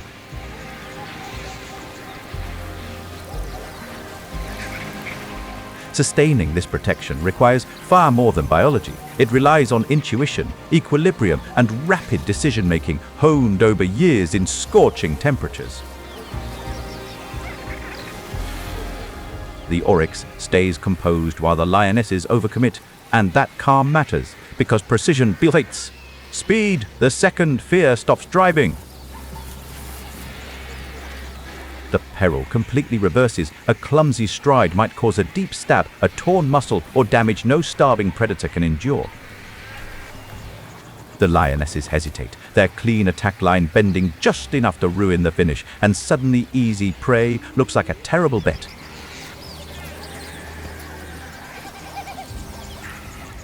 The confrontation concludes this way, not through mere fortune, but by the antelope compelling seasoned predators to acknowledge the steep price they face.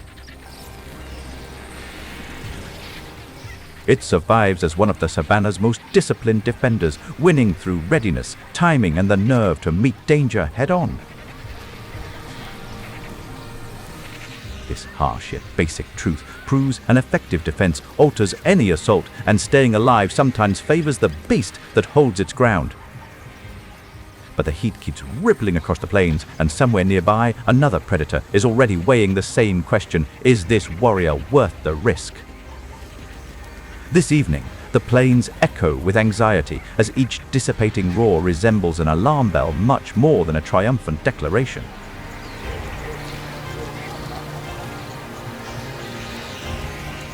The land still looks vast and wild from far away, but the old certainty of lion country is quietly breaking apart.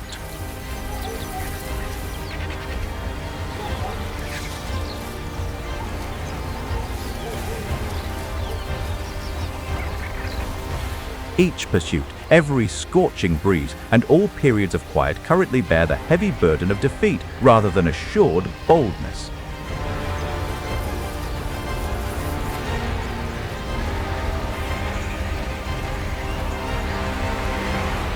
Lion rule is no longer protected by the natural balance that once kept prey, water, and territory in rough agreement.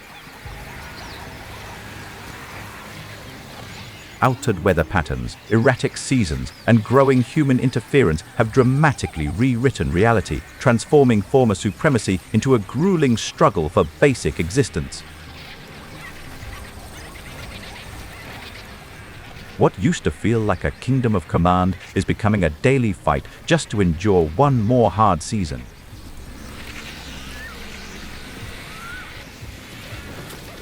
This downfall stings worse since these big cats evolved for Africa's most robust plains, featuring steady waterways, massive herds, and seemingly infinite hunting territories.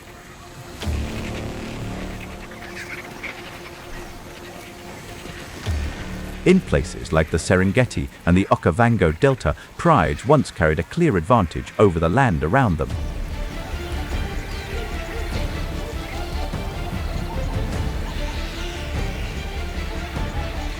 Currently, the central focus becomes the family group, retaining a regal reputation while enduring an existence that becomes increasingly brutal with each passing year.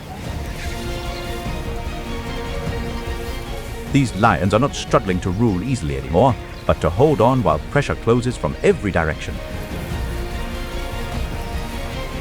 While the plains stay gorgeous, lions require far more than aesthetics. They demand hydration, migrating herds, sheltering brush, and sufficient space to thrive peacefully.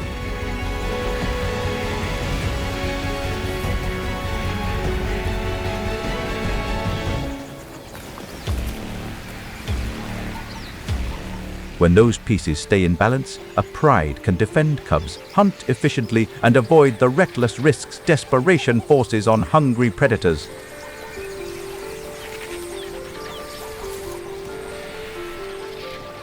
However, initial obstacles emerge rapidly as streams fade, drinking spots evaporate, and target species migrate further away, seeking superior pastures. Antelope, zebra, and buffalo follow the green edge of survival, leaving lions to chase meals across wider and more dangerous ground. This wider roaming saps their energy, driving families into unknown regions where blunders exact a much heavier toll than in the past. Enemies gather there too, not just hyenas, leopards, and crocodiles competing harder for less food, but human expansion pressing deeper into lion range. Agriculture, human housing, barricades, and mining operations continually fracture the environment into tiny fragments, transforming traditional migration routes into dangerous battlegrounds. Now, each bad season feels almost impossible because unpredictable rains and prolonged droughts disrupt the prey cycles that once supported strong lion numbers.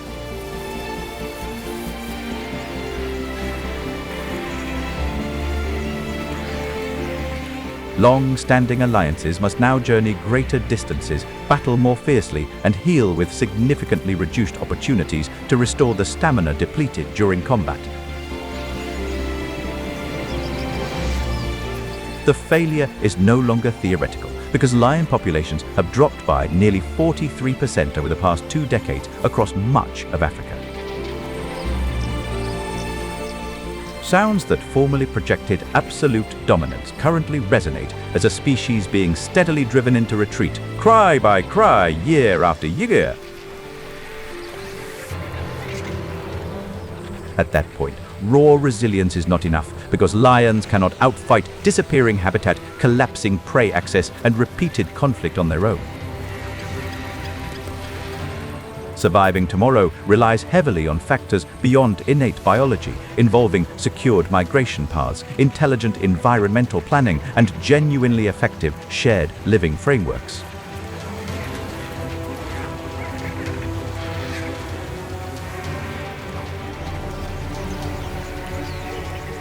Supporters enter the story here, and they are not background figures, but rangers, local communities, conservation groups, and stronger enforcement systems.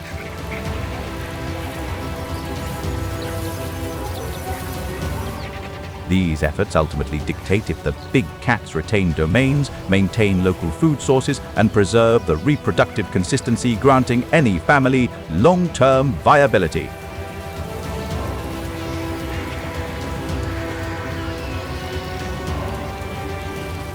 When communities are part of the defense, instead of being forced into constant conflict, survival stops looking like a losing bargain. The emergency then intensifies further through massive blazes fueled by scorching temperatures and dry weather, causing crucial camouflage to disappear within just a few short hours.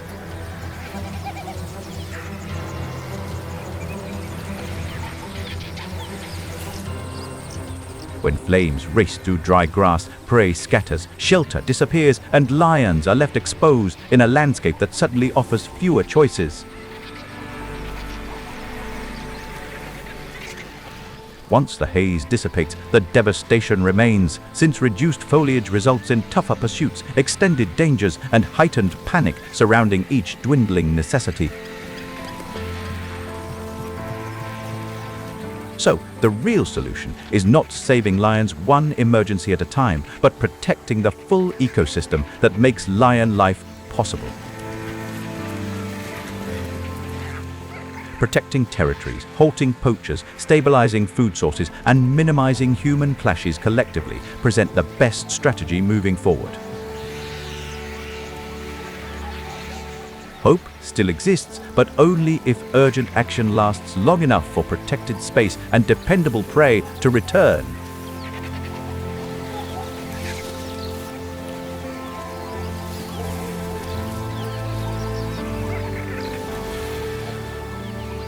Lions possess genuine toughness, and a family group will bounce back, provided their surrounding environment can operate as a thriving ecosystem once more. The lesson is brutal and simple. A throne means nothing if the kingdom disappears beneath it. This big cat remains an emblem of untamed strength, yet such representations simply cannot endure without actual territory, authentic targets, and sufficient time. As another roar thins into the dry air, one question hangs over the grasslands like heat. Will the savannah keep its king? Roars still ring across the plains, yet each cry now feels far less permanent and significantly more like a ticking clock. That changed everything, because admiration was no longer enough once lion decline became impossible to ignore.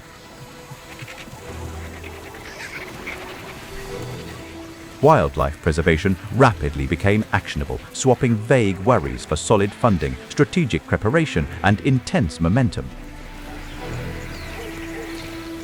Hope rose when major groups began coordinating, and scattered efforts finally started pulling in the same direction.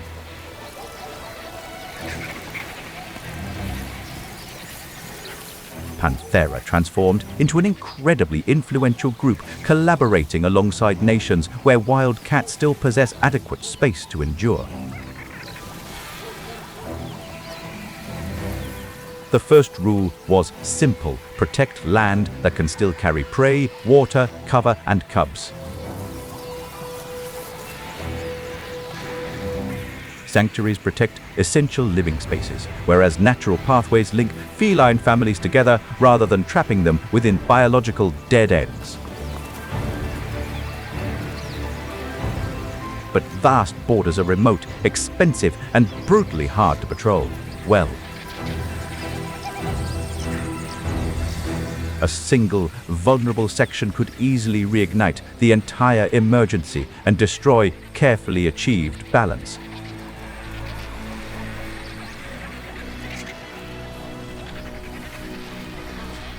The enemies are human as much as natural, from poaching to habitat loss that keeps shrinking lion country.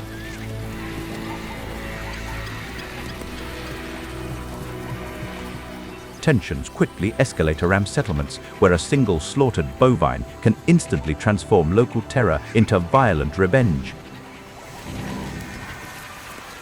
Early programs often failed because locals were handed rules, costs, and risk, but not real partnership.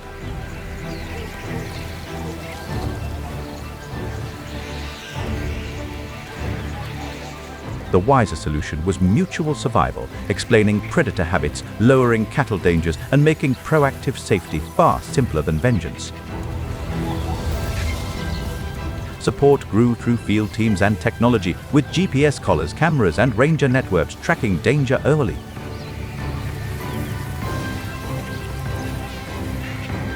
This information shifted conservation efforts from delayed responses to accurate predictions, revealing exactly where security teams should patrol and why.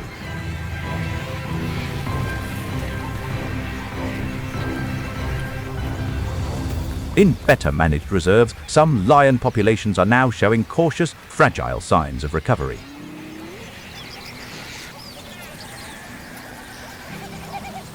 This difficult worldwide takeaway reveals that wild lions require collective effort via financial contributions, public education, responsible travel, and much wiser decisions.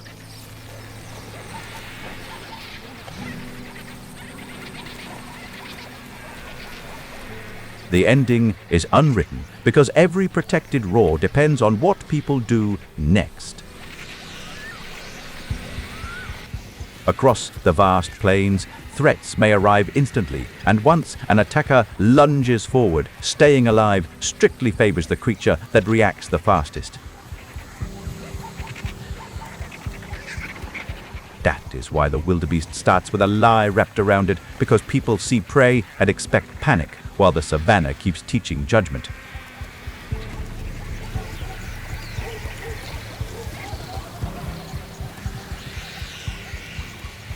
The creature's primary benefit remains physical, utilizing hooked horns for extended reach and power, whereas a massive chest stores immense energy, resembling a coiled mechanism.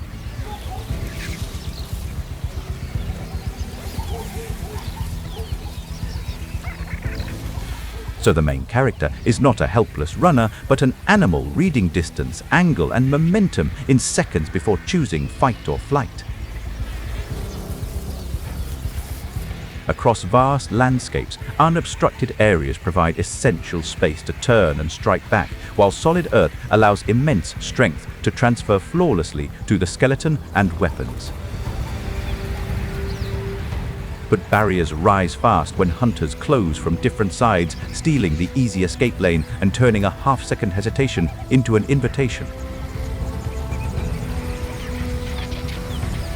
Adversaries display remarkable discipline too, as big cats and scavengers continuously search for vulnerabilities, analyzing side exposures, exhaustion, and clumsy movements before launching a full assault. When the attack reaches contact range, every move suddenly carries a price, and the wildebeest has to defend itself without losing balance. defeat stems from panic, since reckless fleeing gives attackers an unobstructed pursuit, whereas frantic thrashing completely wastes precious stamina and leaves the front entirely unprotected. Its answer is precision, not chaos, a measured headbutt, timed like a counterpunch, with the horns driving toward any exposed and vulnerable opening. This defensive response relies on biological impulses honed over centuries, since what seems terribly abrupt actually represents old survival wisdom perfected through countless sneak attacks. In Ngorongoro, one lone wildebeest cornered by two lions kept resisting under crushing pressure, staying cold enough to wait for its moment.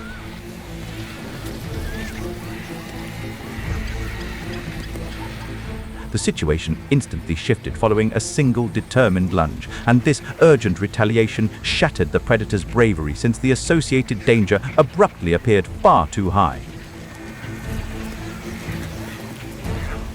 The hunt collapsed, proving wildebeest are more than hunted bodies, and that their real survival weapon is timing, endurance, nerve, and exact decision-making.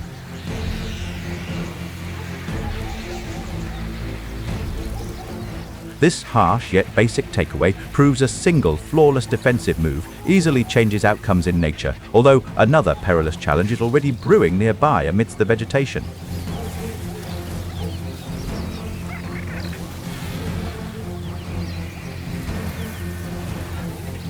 The dry season turns the savanna into a furnace, and every trail to water feels like a dare.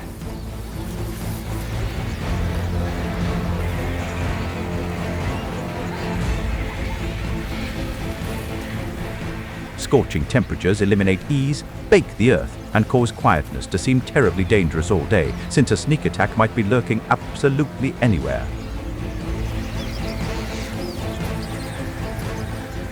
In country like this, survival does not belong only to hunters, because some prey win by becoming too dangerous. Scarcely any creature demonstrates this truth more effectively than the Cape buffalo, earning its formidable fame by completely rejecting a defenseless status.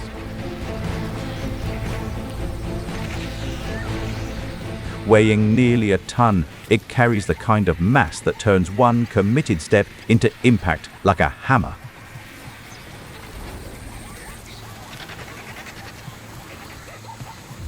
Its massive neck, muscular shoulders, and deep center of gravity make it seem much more like a walking wall than a typical target. Then the main character fully appears, a living fortress of muscle, patience, and temper held tight under hide. Vast plains alongside evaporating ponds provide the optimal environment, offering incredibly solid ground and ample space to maneuver effectively.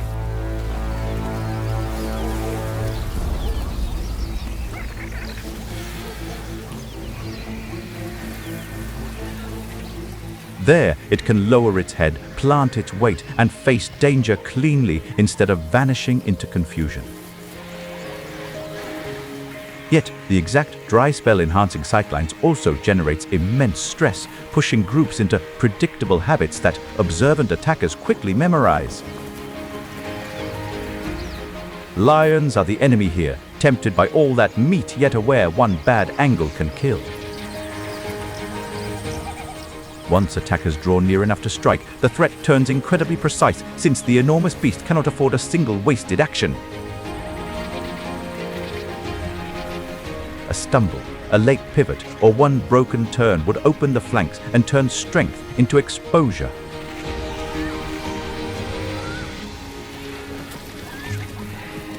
Should panic trigger reckless fleeing, the big cats would quickly isolate a vulnerability, escalate their attacks, and thoroughly exhaust the massive creature. Instead, the solution starts when defense flips forward and the buffalo answers danger with a measured countercharge. That sudden charge isn't frantic anger, but calculated aggression, with sweeping horns and body weight directed toward the most vulnerable spot. What makes predators hesitate even more is memory, because buffalo are known to remember trouble and come back hard.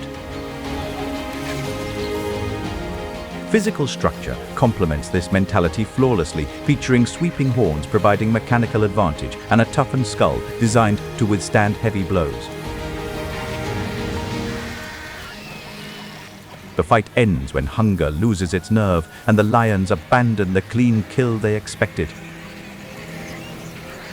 Currently, the mighty beast commands the territory before it, compelling even apex hunters to carefully rethink every move and evaluate the peril anew. Its success proves a savage truth of the wild. Power belongs to those who can answer pressure carefully. Moreover, whenever dirt swirls near another drinking spot, a different predator must determine if attacking this living stronghold is actually worth the trouble. When the rains hit the savannah, the whole world turns green and gorgeous, but that beauty becomes the perfect place to disappear or die. Vegetation surges upward almost 6 feet, forming an unstable barrier that separates, closes, and masks peril with each breeze. For prey animals, survival in this season is not just about running fast, but about vanishing before a hunter ever commits.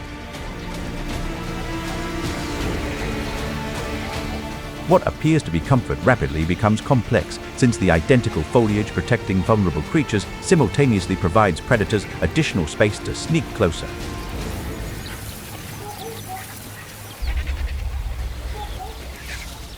Out here, life and death can be separated by one careless hoofstep, one snapped stem, or one nervous flick of an ear.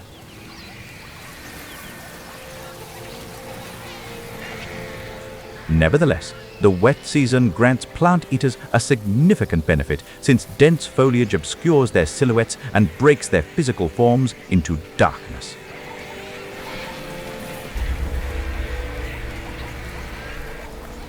For a brief stretch of the year, the land itself works like camouflage, giving smaller prey a rare edge against sharper eyes.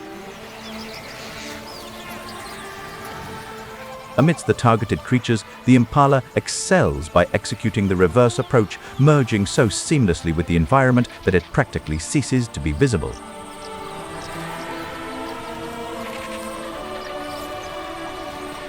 Its sleek golden brown coat mirrors wet grass, dim earth, and the filtered light that slides across the plains after rain.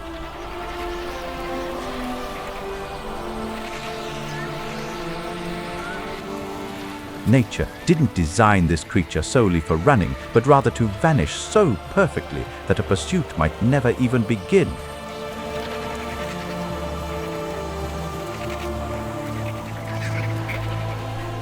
That strategy works best in dense, rainy season grassland, where visibility is unreliable and stillness can be worth more than raw speed.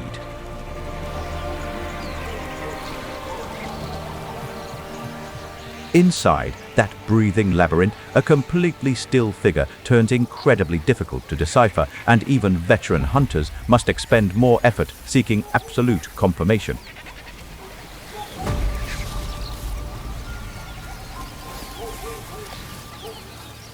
But this protection comes with a brutal catch, because thick grass also limits how far prey can see trouble coming. A single incorrect guess might position a creature practically directly beside a danger it never noticed, offering absolutely zero opportunity to escape.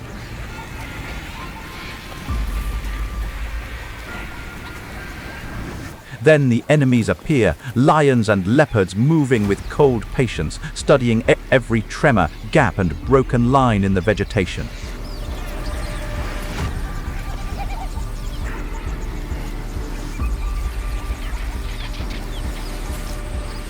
They aren't required to spot an entire figure, since a single visible motion frequently proves sufficient to turn casual interest into a deadly assault. The danger grows even sharper during birthing season, when newborn impalas arrive by the thousands into a world they cannot understand. These newborns consist mostly of gangly limbs and potential, yet initially they cannot outpace predators, defend themselves, or endure foolish blunders.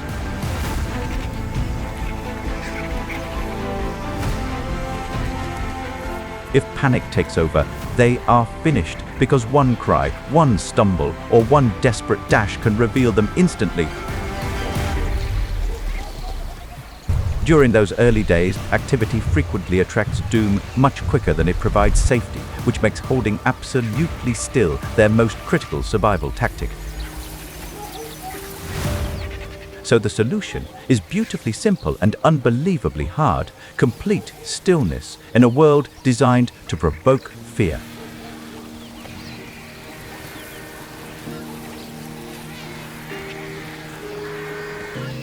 Female impalas conceal their offspring within high vegetation where light fur completely blends into gentle sunshine, plant stalks, and rain-soaked earth.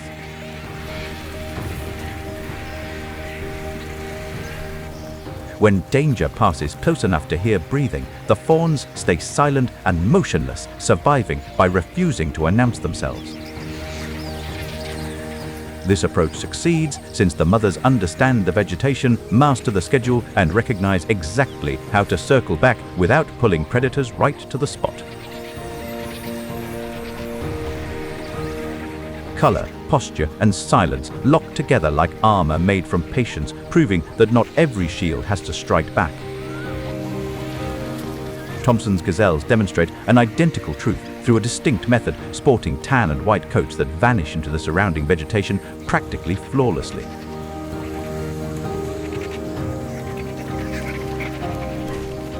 A gazelle standing still can seem to vanish in plain sight, lowering the odds of detection before a hunt fully forms. However, once this camouflage ultimately fails, the creature resolves the issue immediately by bursting from the vegetation and achieving velocities approaching 60 miles per hour.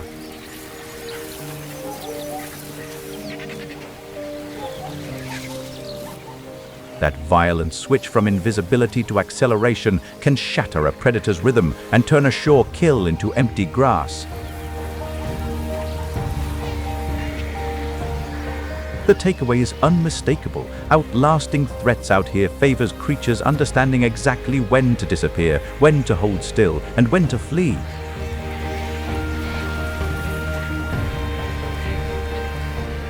As the wet grass ripples under another passing shadow, the next survivor may already be hidden in plain sight, waiting for dawn. The damp plains appear flourishing, yet high vegetation masks terror just as readily as existence. Beauty becomes danger here because one wrong step can trigger a chase already waiting.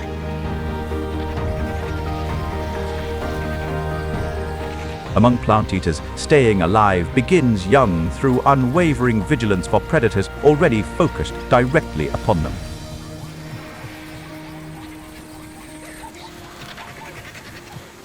Staying alive is not simple speed versus power. Hunters possess camouflage, precision, and sudden speed, meaning victims require more intelligent, multifaceted protection.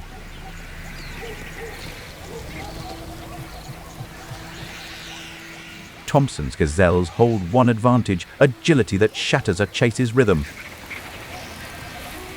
Their physical forms are designed for rapid movement, yet equally for immediate pivots during high-stress situations.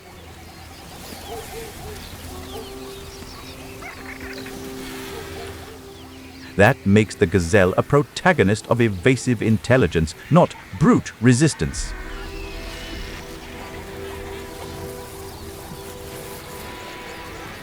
Whenever peril strikes, the animal completely avoids fleeing in blind panic.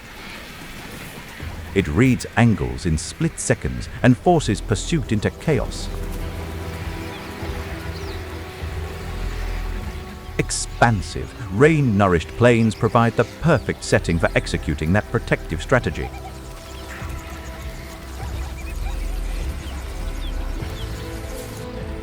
There, the gazelle can cut hard, reverse fast, and exploit every mistake.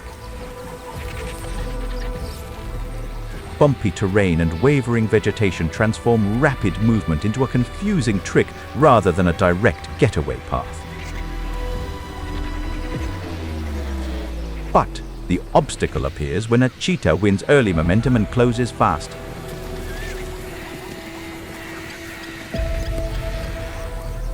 Damp earth, deep vegetation, and chaotic stampedes might abruptly eliminate any viable getaway routes.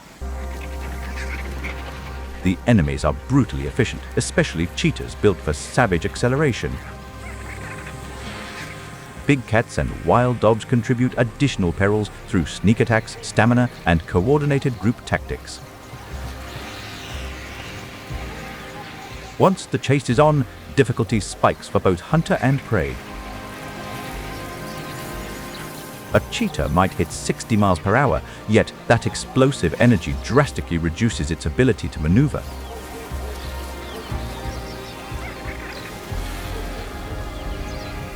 One hard adjustment bleeds momentum, and momentum is everything once the final lunge is near.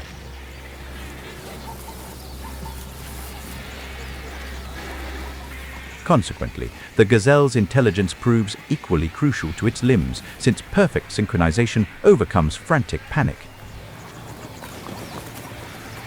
The gazelle must dodge without losing balance, vision, or room for a second move. A single, poorly timed pivot might offer a clear opportunity for the predator to grab it.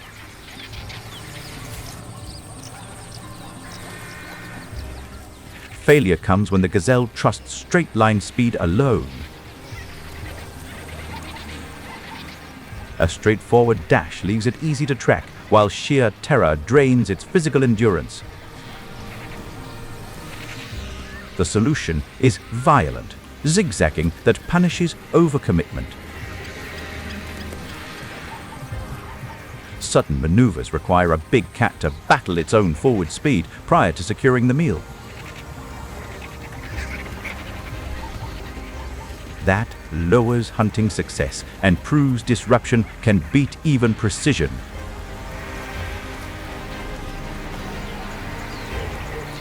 Zebra survival tactics broaden this concept, since blending in and collective maneuvering function simultaneously.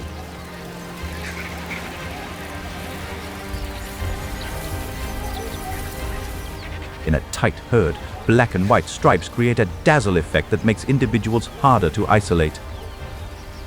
Instead of a distinct victim, hunting carnivores spot blurring stripes, intersecting shapes, and sheer confusion. What looks decorative becomes practical confusion at the critical moment. Those identical patterns also regulate body heat and deter painful insect bites. That means less heat stress, less irritation, and fewer small weaknesses spreading through the herd. Furthermore, every individual boasts distinct markings that promote mutual identification and strengthen herd unity. That social clarity helps spacing, bonds, and faster collective reactions when danger erupts. These zebras maintain their ranks during attacks, using strict discipline to prevent terror from fracturing the group. That confusion buys fractions of a second, and in the wild, fractions of a second are often the whole outcome.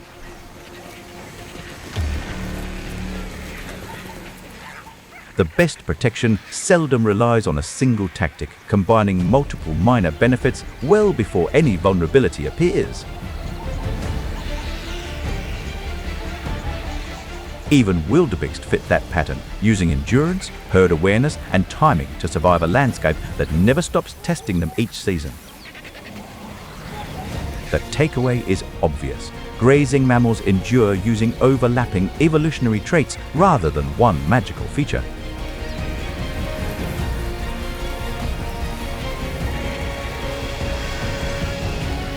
Agility, camouflage, endurance, heat control, and herd behavior solve many problems at once. Out on these plains, deadly perils simply never show up as isolated events.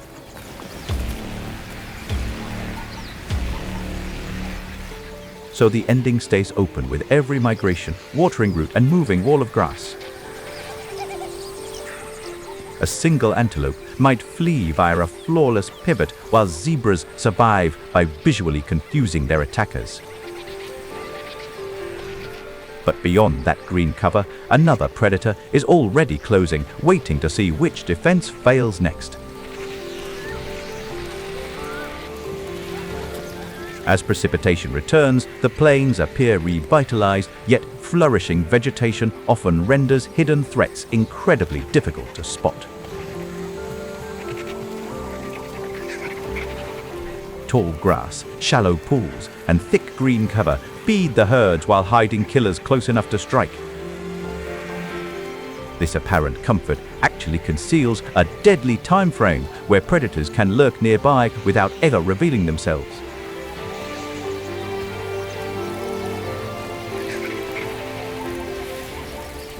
Out here, survival depends on reacting before the attack is fully visible.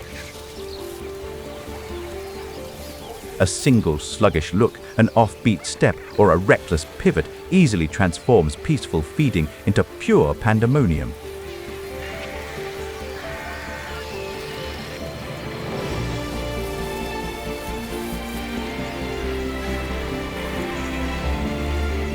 That is why herbivores win an edge through shared warning systems, not individual courage. Wildebeest might catch a sound first, while zebras spot movement, but group survival requires combining both alerts. Their real main character is cooperation, the moment many jumpy animals start behaving like one alert body.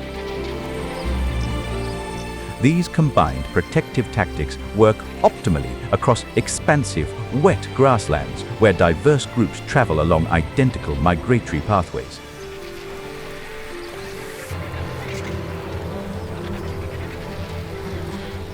With numbers packed together, one species fills the gaps in another's senses, building a wider map of risk.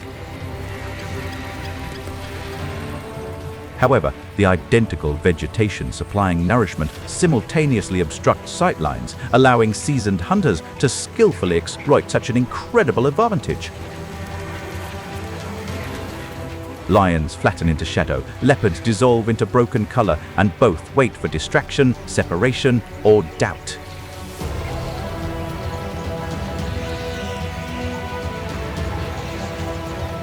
The toughest dilemma subsequently emerges, since each group must decide if alerts signify genuine, pressing threats justifying outright terror. False alarms burn energy and scatter order, but hesitation gives hunters the opening they want. When the collective scatters like unconnected individuals rather than acting cohesively, youthful, frail, and sluggish members become primary casualties.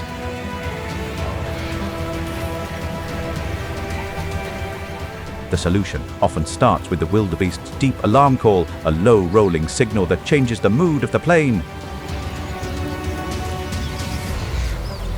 Such vocalizations broadcast anxiety before an attack materializes, securing precious moments that dictate ultimate survival.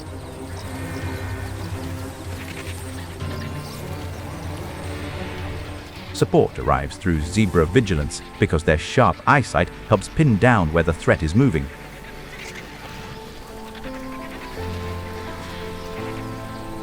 Elevated tails, rigid stances, and fluttering ears transform physical movements into an additional alert the collective interprets without hesitation.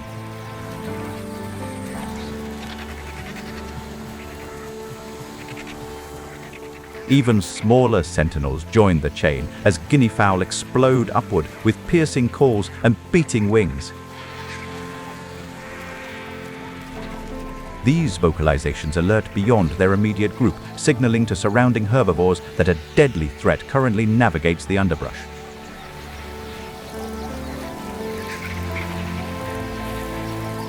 Then, impalas solve the last problem by translating warning into motion, launching into high bounds and violent zigzags. This abrupt pandemonium shatters the attacker's concentration, rendering a single isolated victim significantly more difficult to track. Layer by layer, sound, posture, eyesight, and evasive movement cut predator success hard, in some cases by nearly 40%.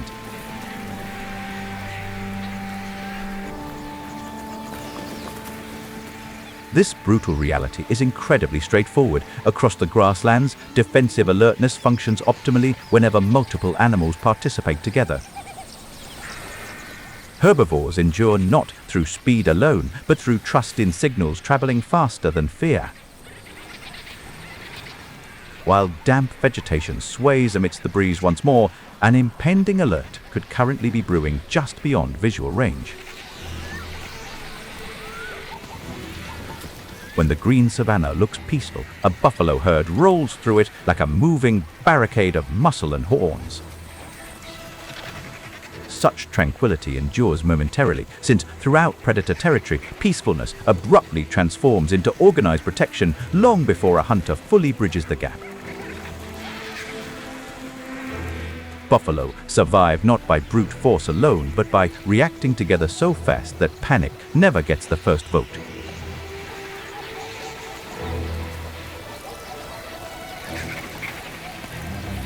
What resembles an unstructured gathering actually operates as an incredibly organized emergency unit featuring massive adults approaching 2,000 pounds apiece.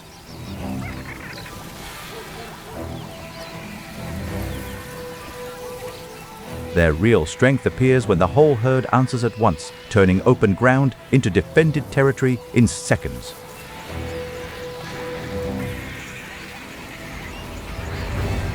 Here, champions aren't solitary titans, but rather the collective functioning as an animated stronghold, with every individual bolstered by strict unity.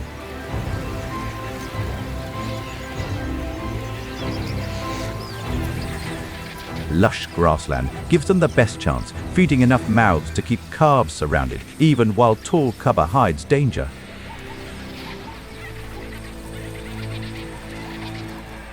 Peril initiates the moment odors change or vegetation rustles, since obstructed views and unpredictable breezes frequently obscure the actual reality.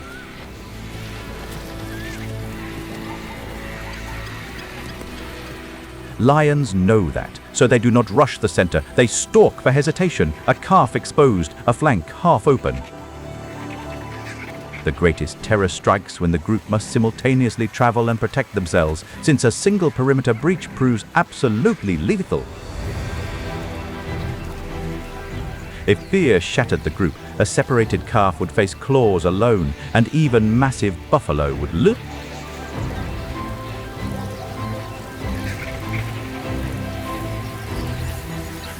The solution therefore initiates immediately. Mature animals pivot inward, youngsters retreat inside, and protection becomes structured positioning rather than total pandemonium. Then the veterans matter most. Old buffalo reading motion, scent and silence before others see what is coming.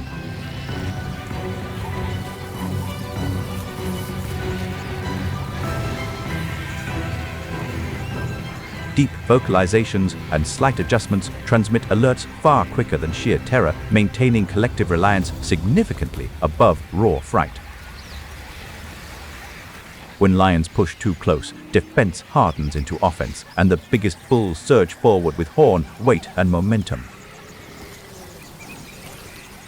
This aggressive counterattack alters the entire situation, forcing stealthy predators to abruptly contemplate fractured bones, violent tosses, and ultimate defeat. One determined counterattack can break the courage behind the hunt, and the calves live because no weak point appeared. This harsh reality is straightforward. Massive buffalo survive via teamwork refined by intuition, past encounters, and rigorous defense of vulnerable members. And somewhere beyond the next wall of grass, another predator is already searching for the one mistake this fortress may never make.